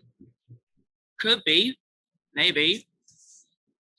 I'm going to try appraise too, although it's not a specialty. Oh, but 15 is a success. Quality, the workmanship, it's silk. You'd say easily the equivalent of what would be in our world, $700 or $800.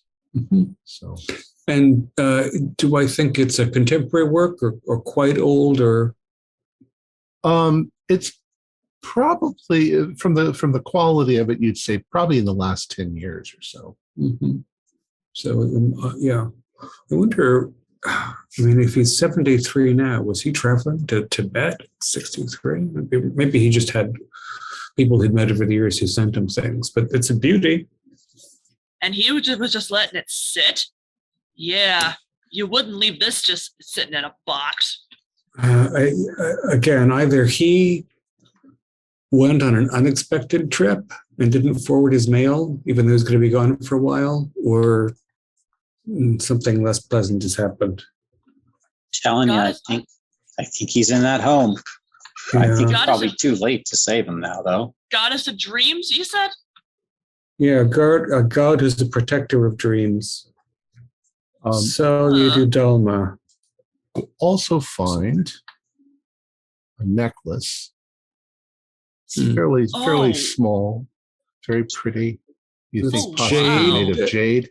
Yeah, jade and silver. Yeah, it's very handsome. That is. And under a piece of red velvet at the bottom of the box, there's something heavy. You unwrap the velvet and you find this. A sword. Wow. I say like that sort of like lift this out. Look at this.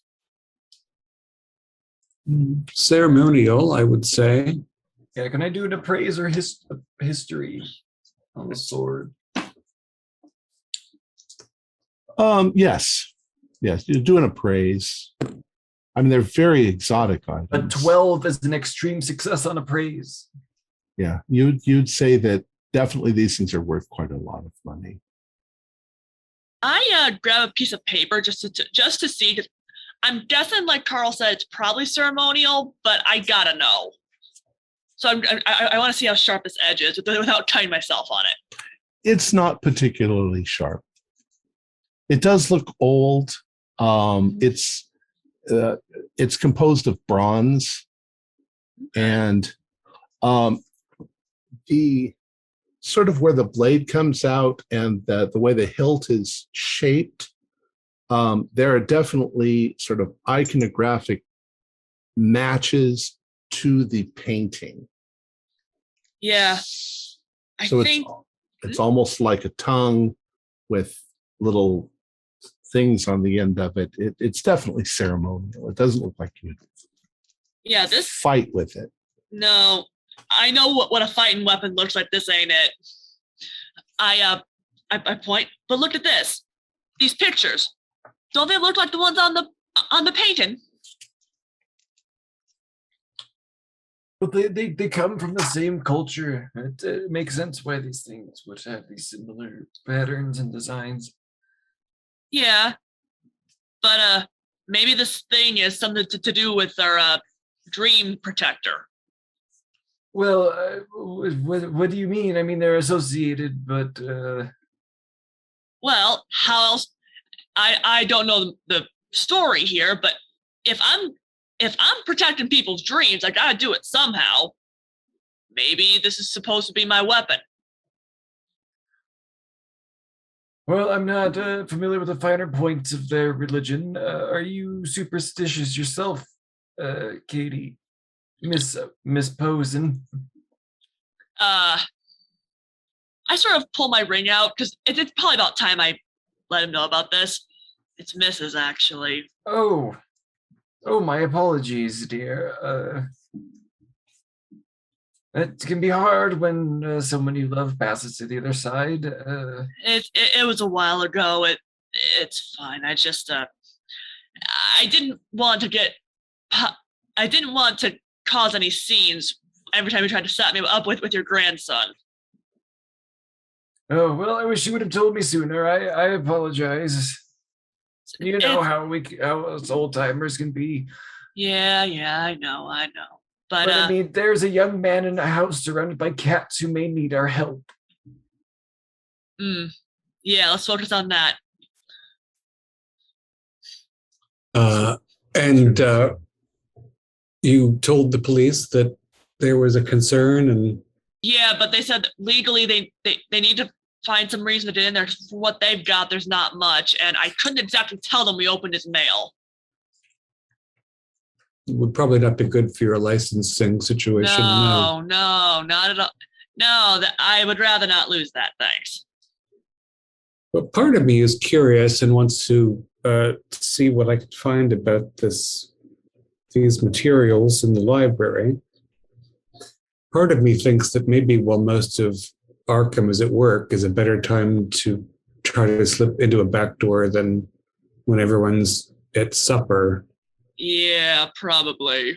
And if they didn't like your hamburger, Clive, how are we going to get the feline menace to let us even try to get in? Why would they want us not to go in? You think they'd want to go in? Yeah.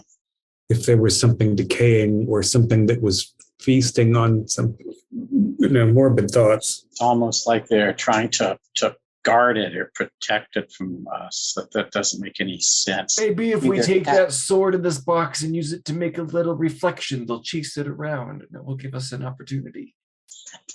They haven't acted like actual cats yet.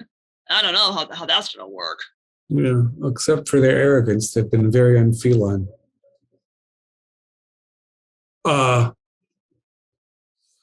We could just probably borrow a dog.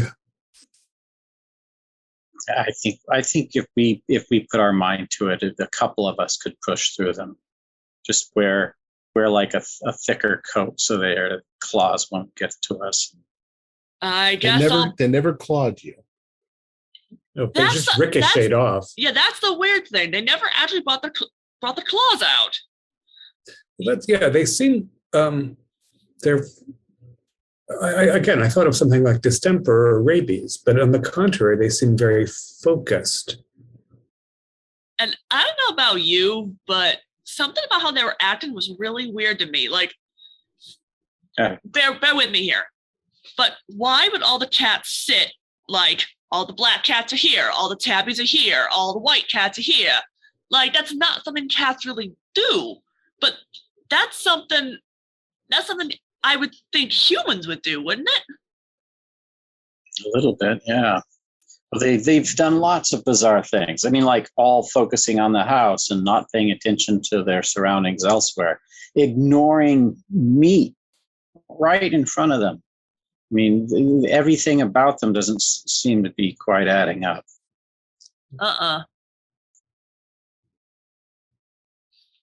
So what's your next move? All right. Well, I think at this point, there's nothing we really can do unless we want to try and get in there. But again, how do we get past the cats? Oh, I think the time is for me to take about a 2-hour nap as the youngsters decide how to get past the cats. Well, we could just put Bart on the porch, let him fall asleep, and then use him as a sort of bulldozer. Just push the cats away from the door with his prone form. He's too bony for them to eat.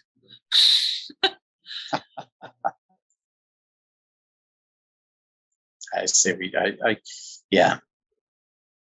All right, Clive, do you have, you must fix the thingamadoo that turns the car on. Oh, you ever open ignition? Yeah, do you ever open a house door? Oh, I have from time to time. I'm pretty good with mechanical and all sorts of devices. I mean, if you can open the door in a swift and unobtrusive manner, the cats have been quiet. Too quiet. We can take in his mail and his artifacts. Yeah. All right, let's do that. Let's deliver his artifacts to him and Along just check with the mail. with the mail.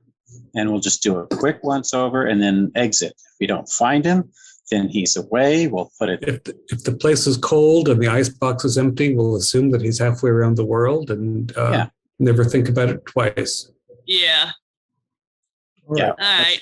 Let's do it. Are you going to go now during the daylight, or are you going to wait until later? It's just a question. I'm not Is the back door in the garden relatively secluded from onlookers? Imagine that there are there are other streets.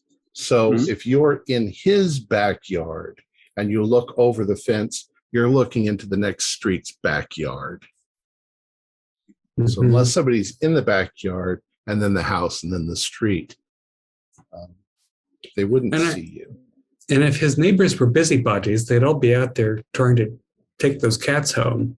Yeah, good point. Calling animal control. We can say that the backyard's not a picket fence; it's a solid. Actually, speaking of that, Carl, should I call the animal control to see if they can get rid of these cats? That might have solved our problem.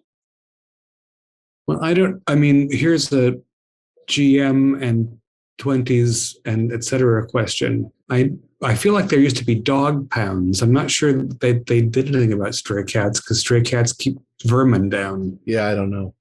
I don't think they. Let's see. When my strongest reference for this is that in cartoons from before the Second World War, they had dog catchers, right? Not animal control or dog and cat patrol. Maybe, so I think, but I think if I report it as like a possible nuisance or a infestation of cats, that might get them to act. Well, let's try going in first before we. They're just cats. They haven't harmed any of us. I think it'll be okay. Yeah, if we call them, then they could come at any time, and then we could get ourselves in trouble. If it inconvenience us, we also don't want to get a lot of pet cats euthanized. Yeah, because of this hypnotic thing that's happening at the old Porter place. All right. Well, go in there. I'll be gentle, but by pushing the cats away and see if while Clive gets us in. Okay. So you said you were going to take the box to deliver it. Mm-hmm. All right. So you put everything back in the box. And that was the whole contents. That was pretty much it. There might have been a couple little other trinkets, but the little statues of Buddha or something, but they don't look anywhere near as interesting as those were the main items. Yeah. All right. So you walk down the street carrying the box, and as you are coming up towards the house, there are even more cats in the yard. Even more. And they are definitely regimented into various kinds. Still not interacting, not eating, staring at the house.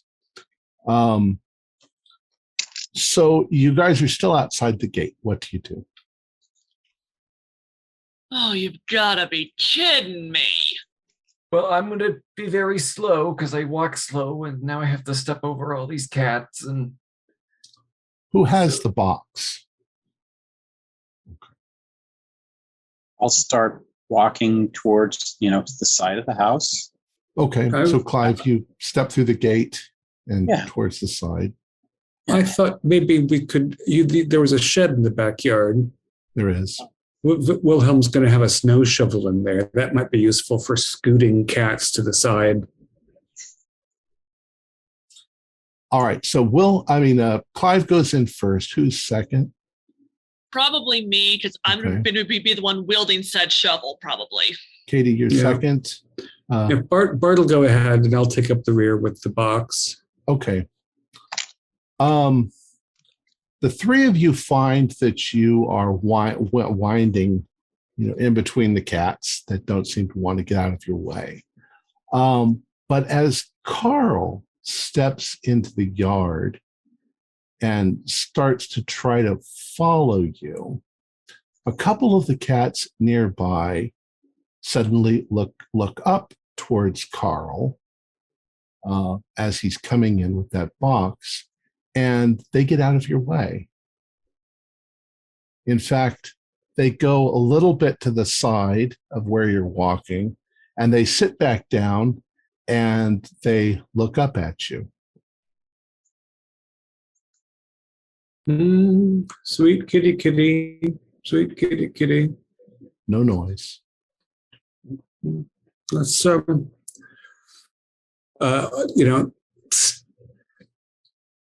just going to make sure that those in front of me see that. Most of them are still looking at the house, but the ones that are right near you are glancing up at you.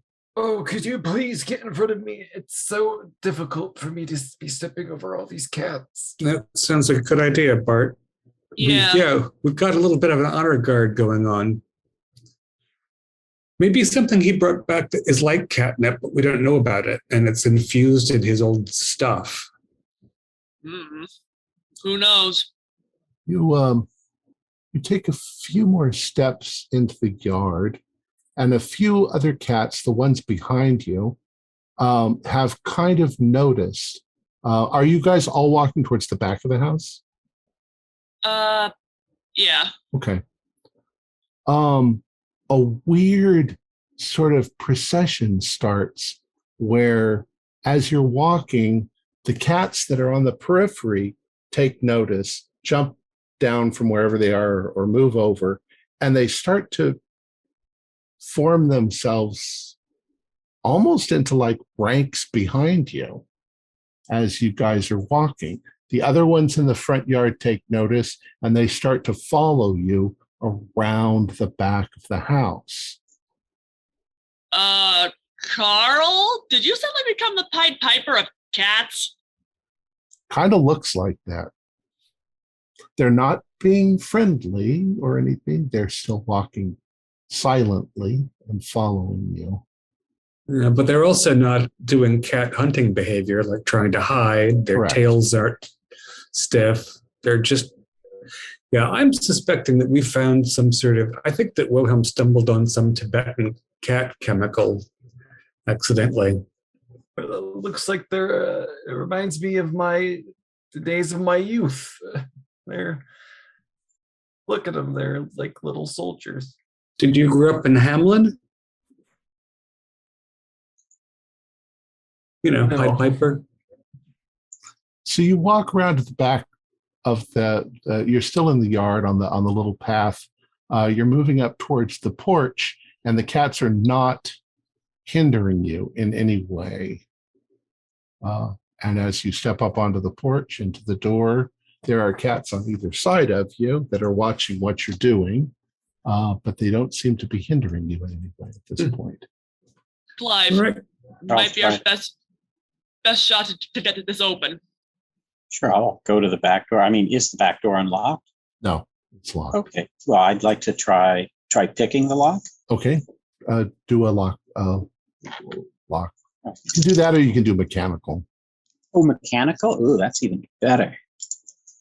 Mechanical. Okay, yeah. Oh, I'll definitely do mechanical. I probably just jinxed it myself. Oh, 22. I made both. Nice. Actually, no, I missed lockpick by one, but I got a hard on the mechanical. Okay. So without too much difficulty, you unlock the door. You fiddle with it and you open it up, and the door opens. And you're at the back door.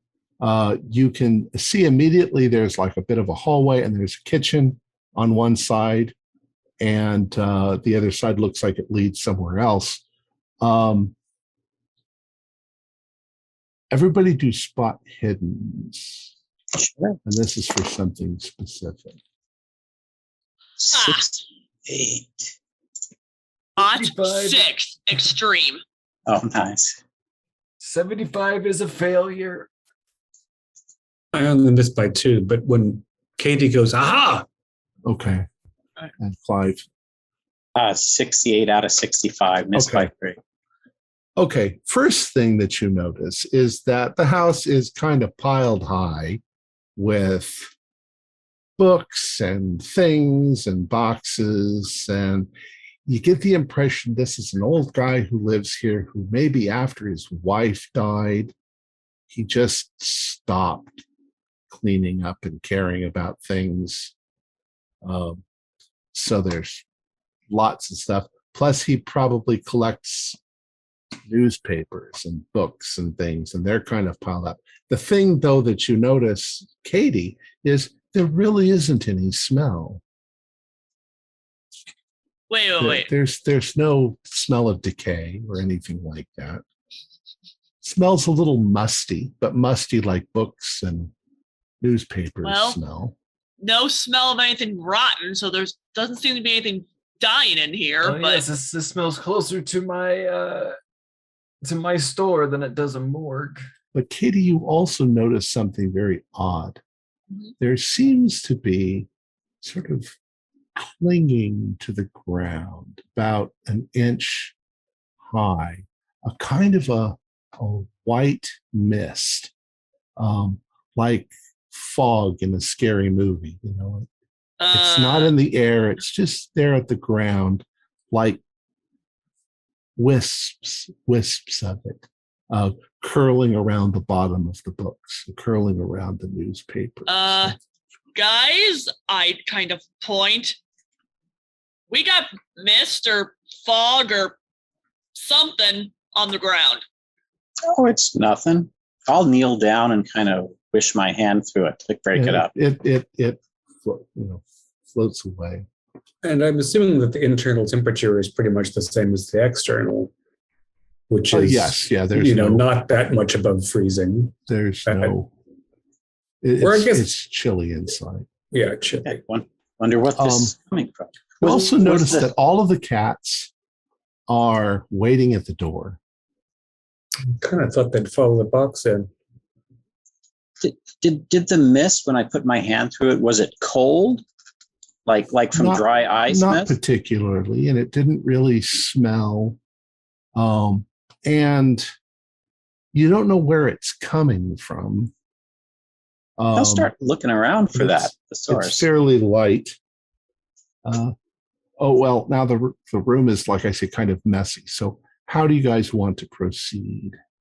So it's mid-afternoon, but the house is it's curtained. Or it's late afternoon? It's probably about 5 by now because you guys finished up at work and got together. Well, we kind of left work early. So you did leave work get early, here before but you guys looked through all the stuff. And so we'll say it's about 4. It's still light. So it's pretty shadowy in here.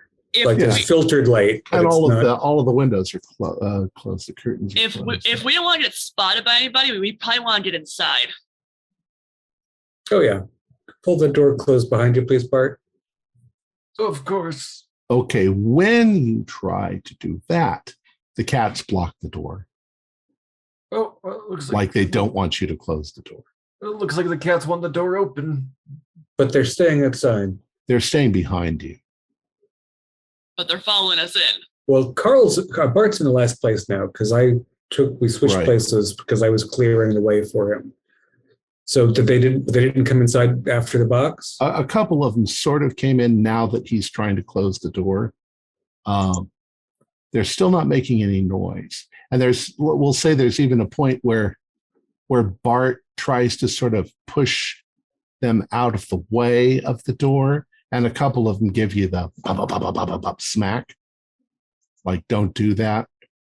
But they definitely are trying definitely to prevent you from closing the door at this point. Oh, Mr. Porter.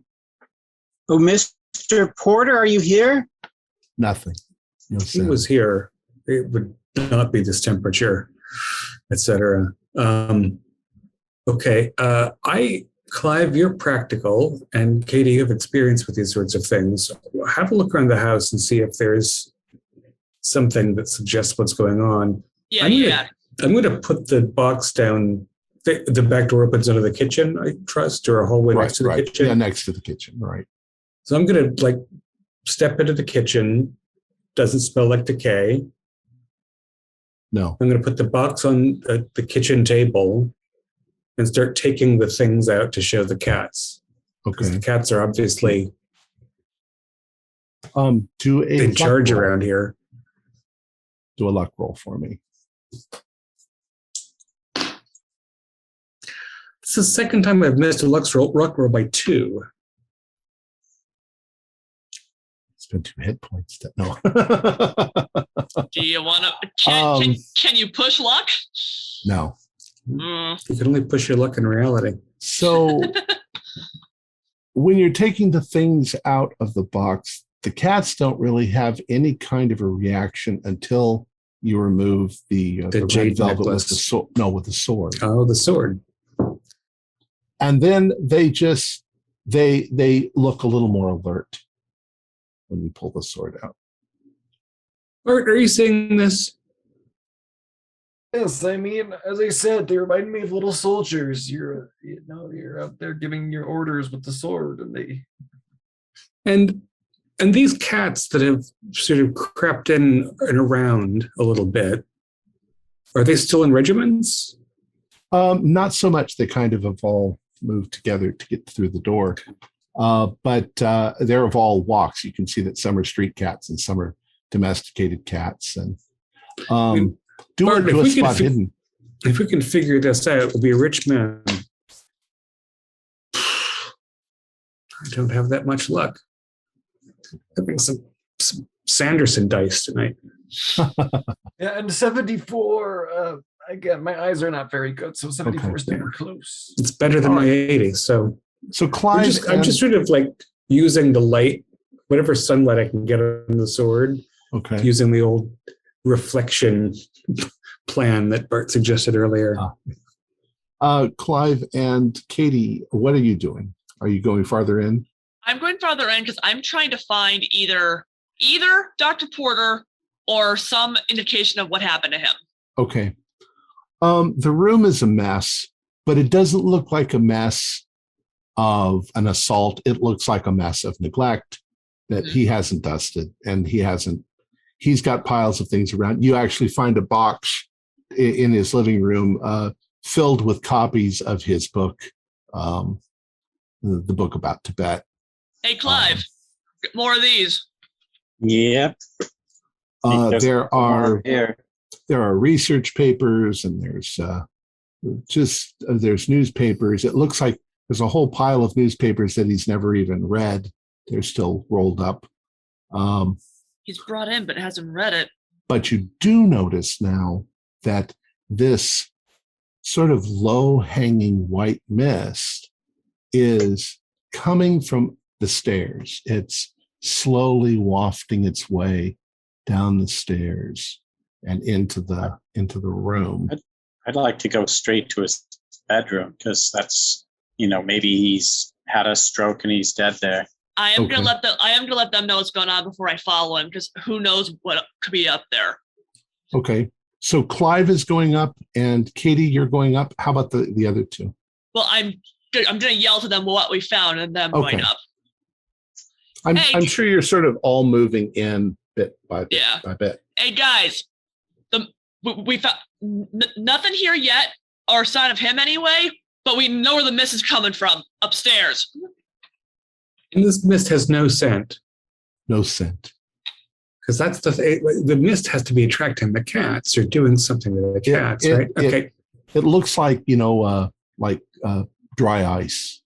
Mm-hmm. That sort of hanging mist. Right. And it is, it's spring in the Northeast. If there's a window open upstairs or a problem in the attic, there could be ice. There's something that's not impossible, just weird looking. So I guess I'm going to follow, and I'm going to carry the decorative sword. Okay. As you follow, the cats follow along. In fact, the cats are now sort of moving into the house and covering the area behind you as you are moving forward. Clive, you are at the top of the stairs. Oh, and Katie, you're following, did you say? Yeah. All right. Clive, you can see down the hallway at the top of the stairs that one of the bedrooms, it's got a door on it. The door is closed, but the mist seems to be coming from under that door. Yeah, it looks like, I bet you that's, I'll head slowly down the hall. I'll be kind of peeking in each room as I go by, as I head towards that door of the mist. I don't know what to expect, so I'm just going to go to my hip and bring out Bertha. Okay. Your gun? Yeah. Oh, put that thing away. All right. So, Clive, you get to the door. Katie is maybe 6 or 7 feet behind you. Carl, were you heading up the stairs as well? You're muted. Yeah. I'm wondering about Bart and the stairs, and Bart versus the cats. Do you want to stay down here and look around, or do you want to see where the magic mist is coming from? The stairs are. Yeah. I'll just wait down here with the cats. Okay. Yeah. If they start nibbling at your ankles, holler. Well, we'll do. The procession as it goes, the cats pretty much ignore you, Bart, as they just keep walking past you, and they're following Carl up the stairs. Clive, you're at the door. What do you want to do? I'll put my hand on the door. Is it hot or cold? It's just room temperature. And just drop my hand to the doorknob and open it up. Okay. You open up the door and you look into the room. The windows are like other windows in the house. The curtains are closed. There's a large bed in the middle of the room.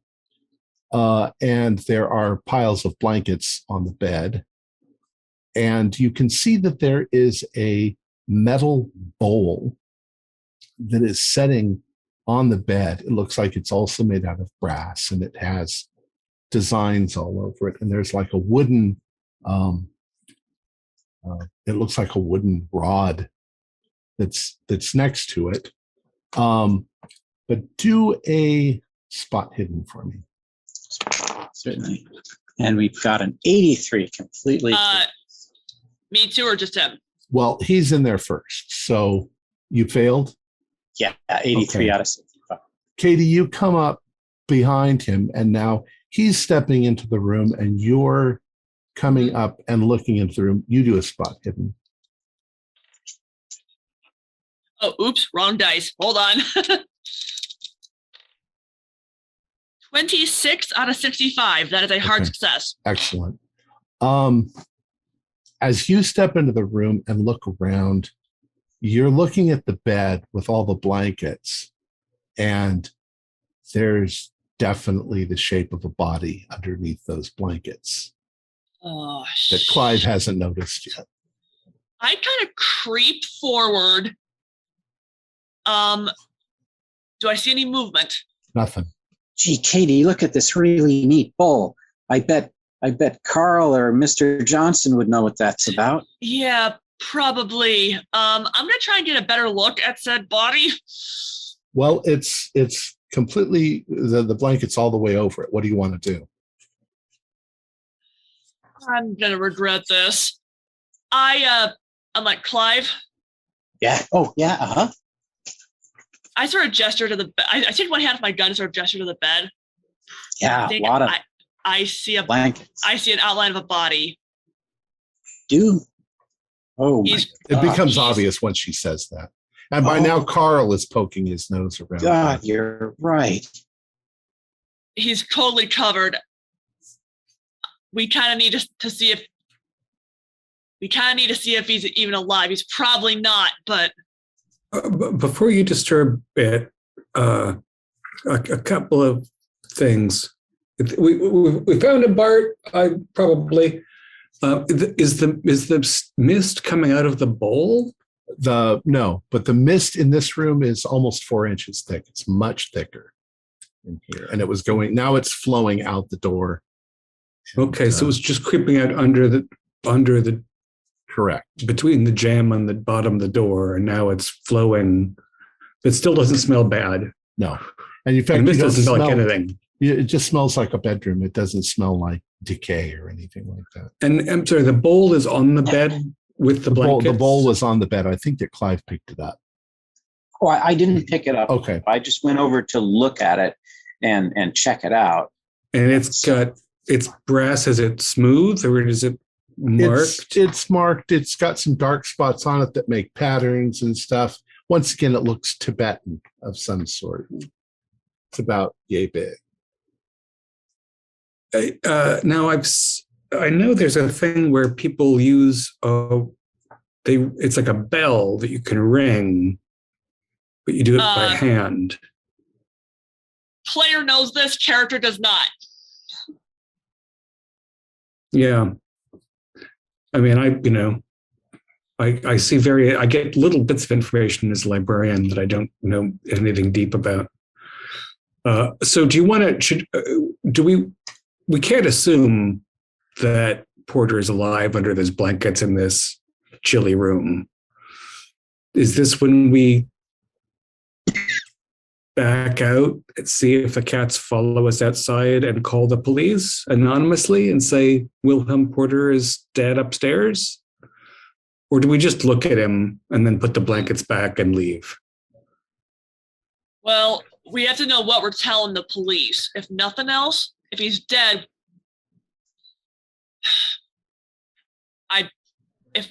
I can't exactly tell Stoney I helped break in here, but yeah.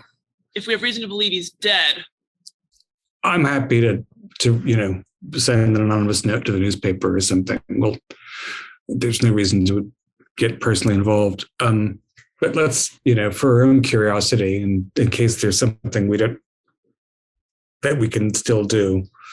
Do you want me to, how are the cats behaving? They're at the door of the room. They're not coming in the room? They're looking kind of nervous, but you get the impression they're looking around, but they're not stepping into the room yet. Are they gathering on the landing? They're gathering as they follow up the they're stairs. Definitely all outside the room.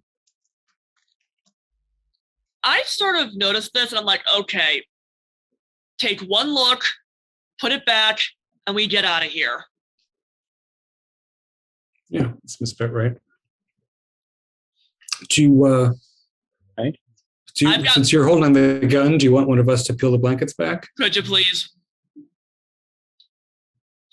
I've sort of positioned Well, myself. why are you holding a gun, though? It's a body. Okay, all right. I wasn't sure All what right. we were going to be coming up to. What was going to be in here? I'll step to the far side of the bed so I can get a look from that angle in case things are obscured from Carl's angle. Okay. So who's grabbing the blanket and what are you going to do? Throw it off? Or? I think as Clive looks nervous and this blade isn't sharp, I'm going to tuck the end of the ceremonial blade under the top of the blanket and pull it back. I don't want to touch anything. All right. You put the end of the sword under the blanket and you pull it back. And immediately what you see is a man. You assume that it is Wilhelm Porter. It's an old man. Part of him is missing. Part of his face is completely torn off.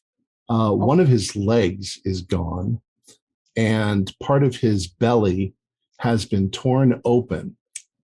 But there is a thick mucus that's clear, that's completely covering his body. He's dead, and you can see that he's obviously been there for some time.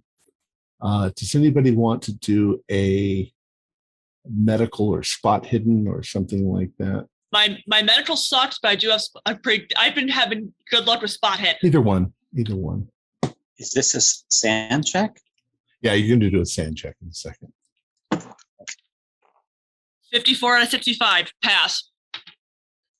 My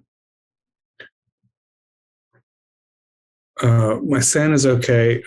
And then for the sanity check, hold on. Ha! 8 out of 75. You're tough. And I got an 07 for my spot hidden, so that's extreme. Okay. The wounds on this body do not look like they were done with any kind of an instrument or an axe or anything like that.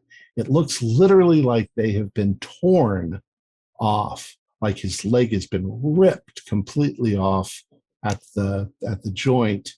How did everybody do on their sanities? Carl, I passed. I passed.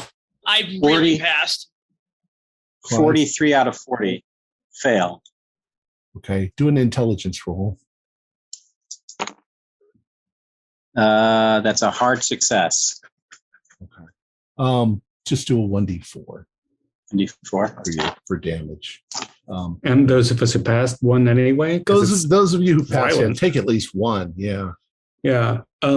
Is there's this translucent mucus? Yeah. Is the bed soaked with blood? No, there doesn't seem to be any puddles of blood anywhere. But this mucus is completely covering him, every bit of him. Right. Damnedest thing, though. Look at this. I sort of, again. This wasn't. He didn't have limbs chopped off or cut off. This was torn, like something really strong tore him to pieces. Yeah, and there's no, and it's not messy, and there's this goop, and his body is obviously not giving off warmth. I'm not going to lay my hand on it, but I assume it's the temperature of the room. Correct. But it doesn't. He's not in decay, is he? You don't see any indication of decay. And it doesn't smell bad. It doesn't smell bad. It's the craziest, grossest thing. Everyone do spot hiddens, except for Bart. Bart, you're downstairs. You hear everybody sort of gasp. Is everything okay up there? First spot hidden fail. Yep, I don't see it this time. I've got a regular success, and I'm thinking that I sort of want to brush some of this mist away to see if the limbs are here. Because where would they be? You spot hidden? Yeah, a standard success. I'm probably a bit too distracted, making sure we're kind of safe to notice this. Clive, you suddenly sort of feel like there's something in the room, and kind of out of the corner of your eye, you get this sensation of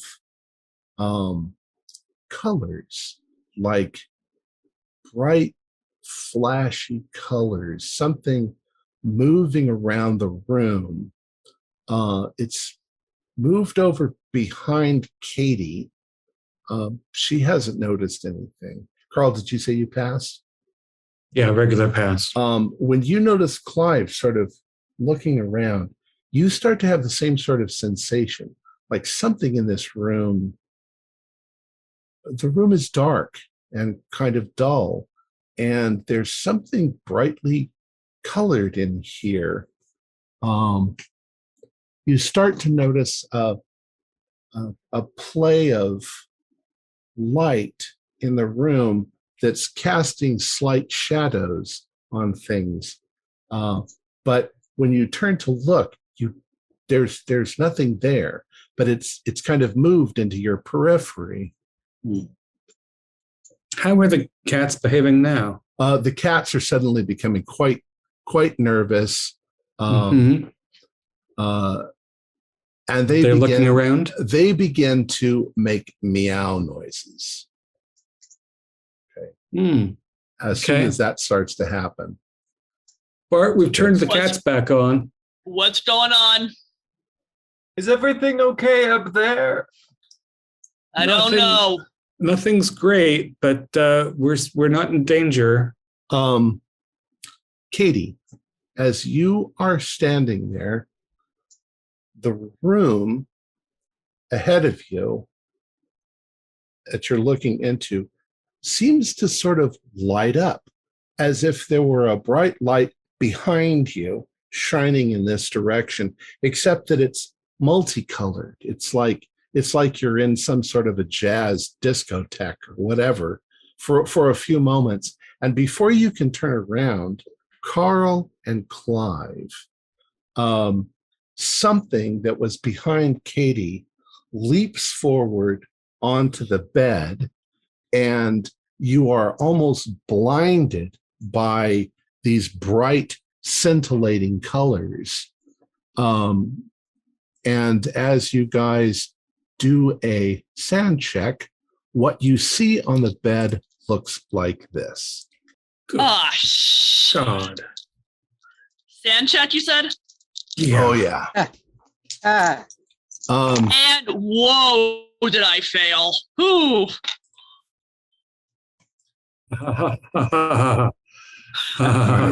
96 out of 37.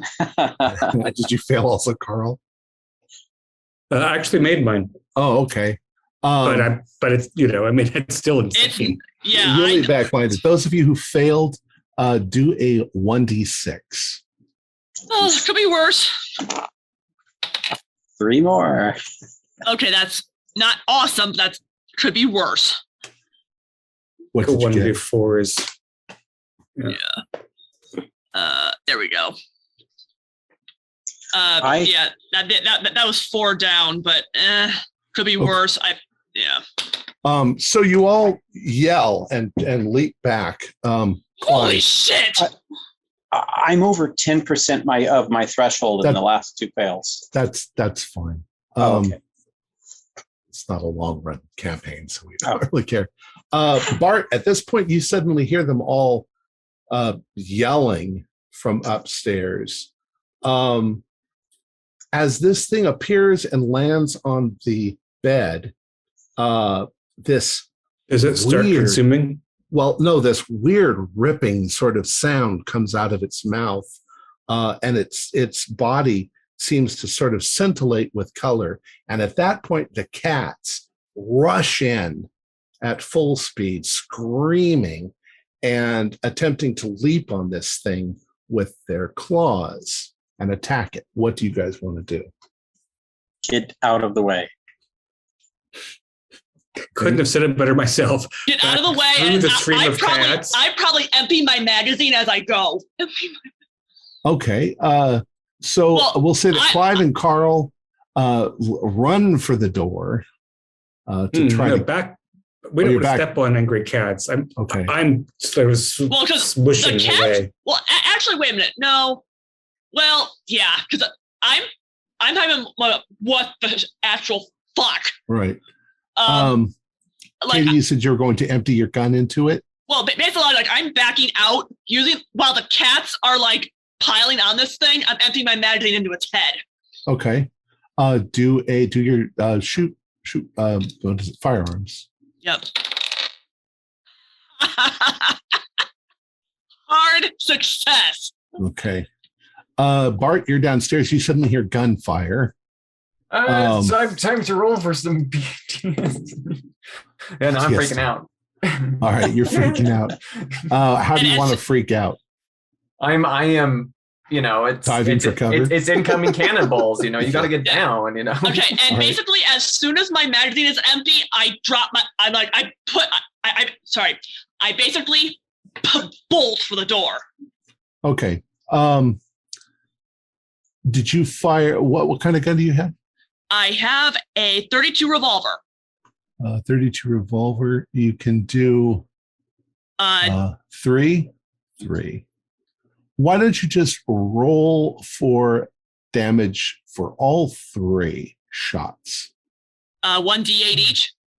I think that's right. 1d10 is 38. Oh, 32. 32. Oh, you got a 32. Yeah, 1d8. 1d8 each. I have all these other dice. I don't think I'd grab the d8. Hang on. Here we go. It's red. 7, 9, 12. All right. You are a pretty good shot because you're a bounty hunter, bail collection agent. You can definitely see that your bullets are hitting the thing in the face. You managed to not hit a cat, but where the wound is popping in, the hole is just closing right behind it. Yep, I'm running. Just running. The cats, however, are leaping onto it and scratching. And you can definitely see their scratches are damaging it. You can see where these bright lights are appearing where the cat's being scratched. However, this scintillating cat thing, this scintillating monster, is also flinging cats left and right. And when they're hitting the wall, it's killing the cats. Well, yeah, but at this point, kitties, do your thing. I'm out of here. All right, so Clive, I'd like to roll an idea. Sure. Because it strikes me that he's dead in bed. That's a hard success for the idea. By 1 point. I'm thinking that he was attacked, and the sword is attached to the protector of dreams, and the cat's like the sword. So I'm going to try to just move, not abruptly, but move the sword toward this shimmering cat thing. Okay. Yeah. Well, understand that there's kind of pandemonium going on. Right. The thing There's is cats to be dodged. It's trying to fight with the cats. The cats are trying to leap on it from all directions. So you can't like just walk them though, like that. You're going to have to do something. All right. To try and hit, if you want to hit it or stab it or something like that. All right. Yeah. So do give me just a brawl roll and see if you pass. I should have had a bladed weapon instead of a handgun that I didn't bring. Such a 69 is so many points away from my fighting brawl. My brawl is better, probably. Well, I'll give you this. As you bring the sword, as you're trying to hit the thing, you're afraid you're going to hit the cats. Right. And so much is going on. But as you bring the end of the sword towards the creature, the end of it sort of glows. You can see there's like a golden light on the end of the sword. Okay. Golden light seems good. Clive, what are you doing? Are you running? So I came back. I went to the far side of the bed, so it's on the opposite side. Right. I'm on the opposite side. So you're kind of trapped in the room. Yeah. Yeah. So I'm freaking out. I'm trying to make my way around without getting in the way of the cats. But if I see Katie and Carl trying to attack it, all from the back side of the bed, so that's probably the side with the least amount of cats, I'll grab like a chair or something and just try to break the chair. Hit it? Yeah. Okay, go ahead and do a brawl. All righty. There we are. Complete miss, 62 out of 55. Okay, well, I think that it would be nearly impossible for you to miss, but you probably hit a bunch of cats in the process as well. And it doesn't seem to have any effect on the creature. But you can definitely see the cats are having some effect on it. Although it's killing cats faster than you're going to, oddly enough, even though you've got like 50 cats, you're going to run out of cats. Do I see the glowing sword? Yeah. I have a crazy idea. This is probably going to kill me, but at this point, what do I have to lose?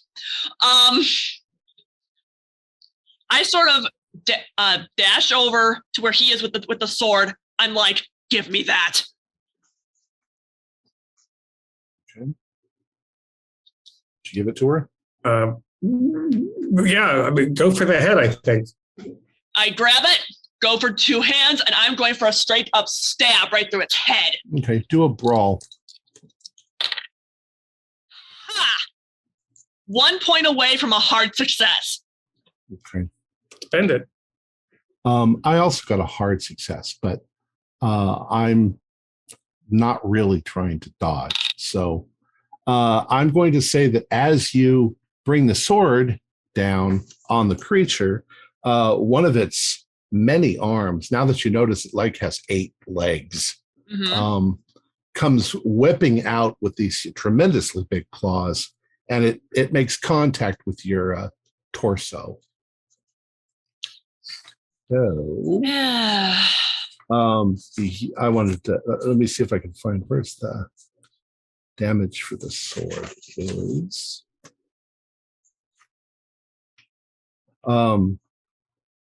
1d8 plus 1 plus the damage bonus if you have it. I do 1d4. Okay, so 1d8 plus 1 plus 1d4. Okay, so let me grab a d4. Ugh. I swear I should have a full setup for days like this. Oh, for God's sake, come on. There we are. Okay. D8, 5 plus 1 plus 2. So, yeah, 8. All right, you do 8 points of damage, and it does 4 points of damage to you as it breaks across. It wrecks your beautiful leather jacket. Cuts into is that how you want to play this fucker? It burns the feeling. Right. So 1, 2, 3. Okay. Could be worse. I have actually some of the highest HP I've ever had. All right. What's next? Bart, what are you doing downstairs? You're hearing fighting going on, obviously upstairs, and the rebels, I have to go. More than the rebels are attacking. I'm starting to try to make my way up the stairs. I've got to warn them the rebels are upon us. Okay, so you're making your way up the stairs. You'll be to the top of the stairs at the next round. Clive, I want you to. What are you doing? You see that you've hit the thing. Yeah, if I just did no effect, but I hurt the cats, then right. I'm going to stop attacking it. You can see that wherever the cats are scratching on it, it seems to be bleeding, but it's not blood. It's like rainbow liquid. It's this strange, multi-hued, shimmering sort of stuff coming out of it. it's hard to read any kind of expression on its face because it's so alien. Yeah. But you suddenly get the impression that the thing is panicking. It's now just trying to get the fuck away from the cats. And where Katie hit it, it's definitely damaged. The sword seems to have permanently damaged it, unlike the bullets. I sort of spot what he's doing. I'm like, distract it. Carl, what are you doing? I'm going to offer to take the sword, and we could take turns. Give me a shot. And because now that I've seen that it's you don't have to say yes. But also you're bleeding, and I'm not. So she throws it at you. You catch it. Right. Carl, what do you want? You're going to try to hit it? Yeah, I'm looking for a sort of beheading angle because I feel like I want to be tactical. Oh, and I actually I rolled a 19, which is a success, and I'm going to spend 7 to make that hard. That's okay. I failed. So excellent. It's panicking. It's trying to get away, and it's not paying attention to you. It's paying attention to the cats. It's got cats all over it, right? Yeah. All right. So that's I do not have a damage bonus, but it's a D8 or D10 for the sword. D8 plus D8 1. Plus 1. 8. Okay. 7 for 8. You sever the thing's head. And as its head rolls onto the bed and its body twitches, it's like the whole body is composed of little tiny thin worms that are all multicolored, and they begin to sort of pull back, and the thing sort of disintegrates in front of you, and the cats all drop to the floor, and the ones that are alive, there's a lot of dead cats. There's a lot of blood everywhere.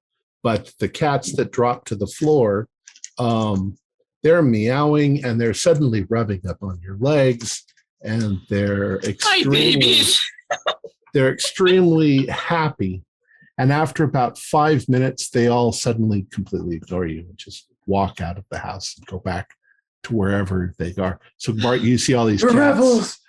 The rebels are attacking! Just as Bart gets to the door, the rebels get to see any of it. Everybody get down. They're firing at us. No, Bart, that was me. That was me. It did jack shit, but we killed it. It's gone.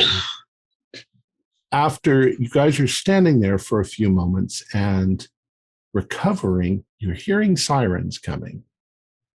So you did fire. You're in a residential neighborhood. And you've shot a gun. We gotta go. They're coming. That's what I've been trying to tell you. They're attacking us right now. It's they retreated, Bart. Let's help you downstairs. Okay. Back door. My final question is: do you take anything with you? I have a feeling. I'm like, Carl, if you're not keeping that sword, I want it. Yeah, I don't think I would even think to stop holding it. I think it would be fused to my clenched fist. How about the bowl? Something about that.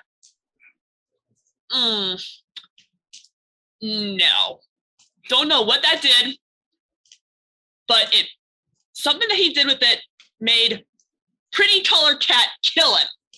No. Oh, but with the 23 of praise, it's so beautiful.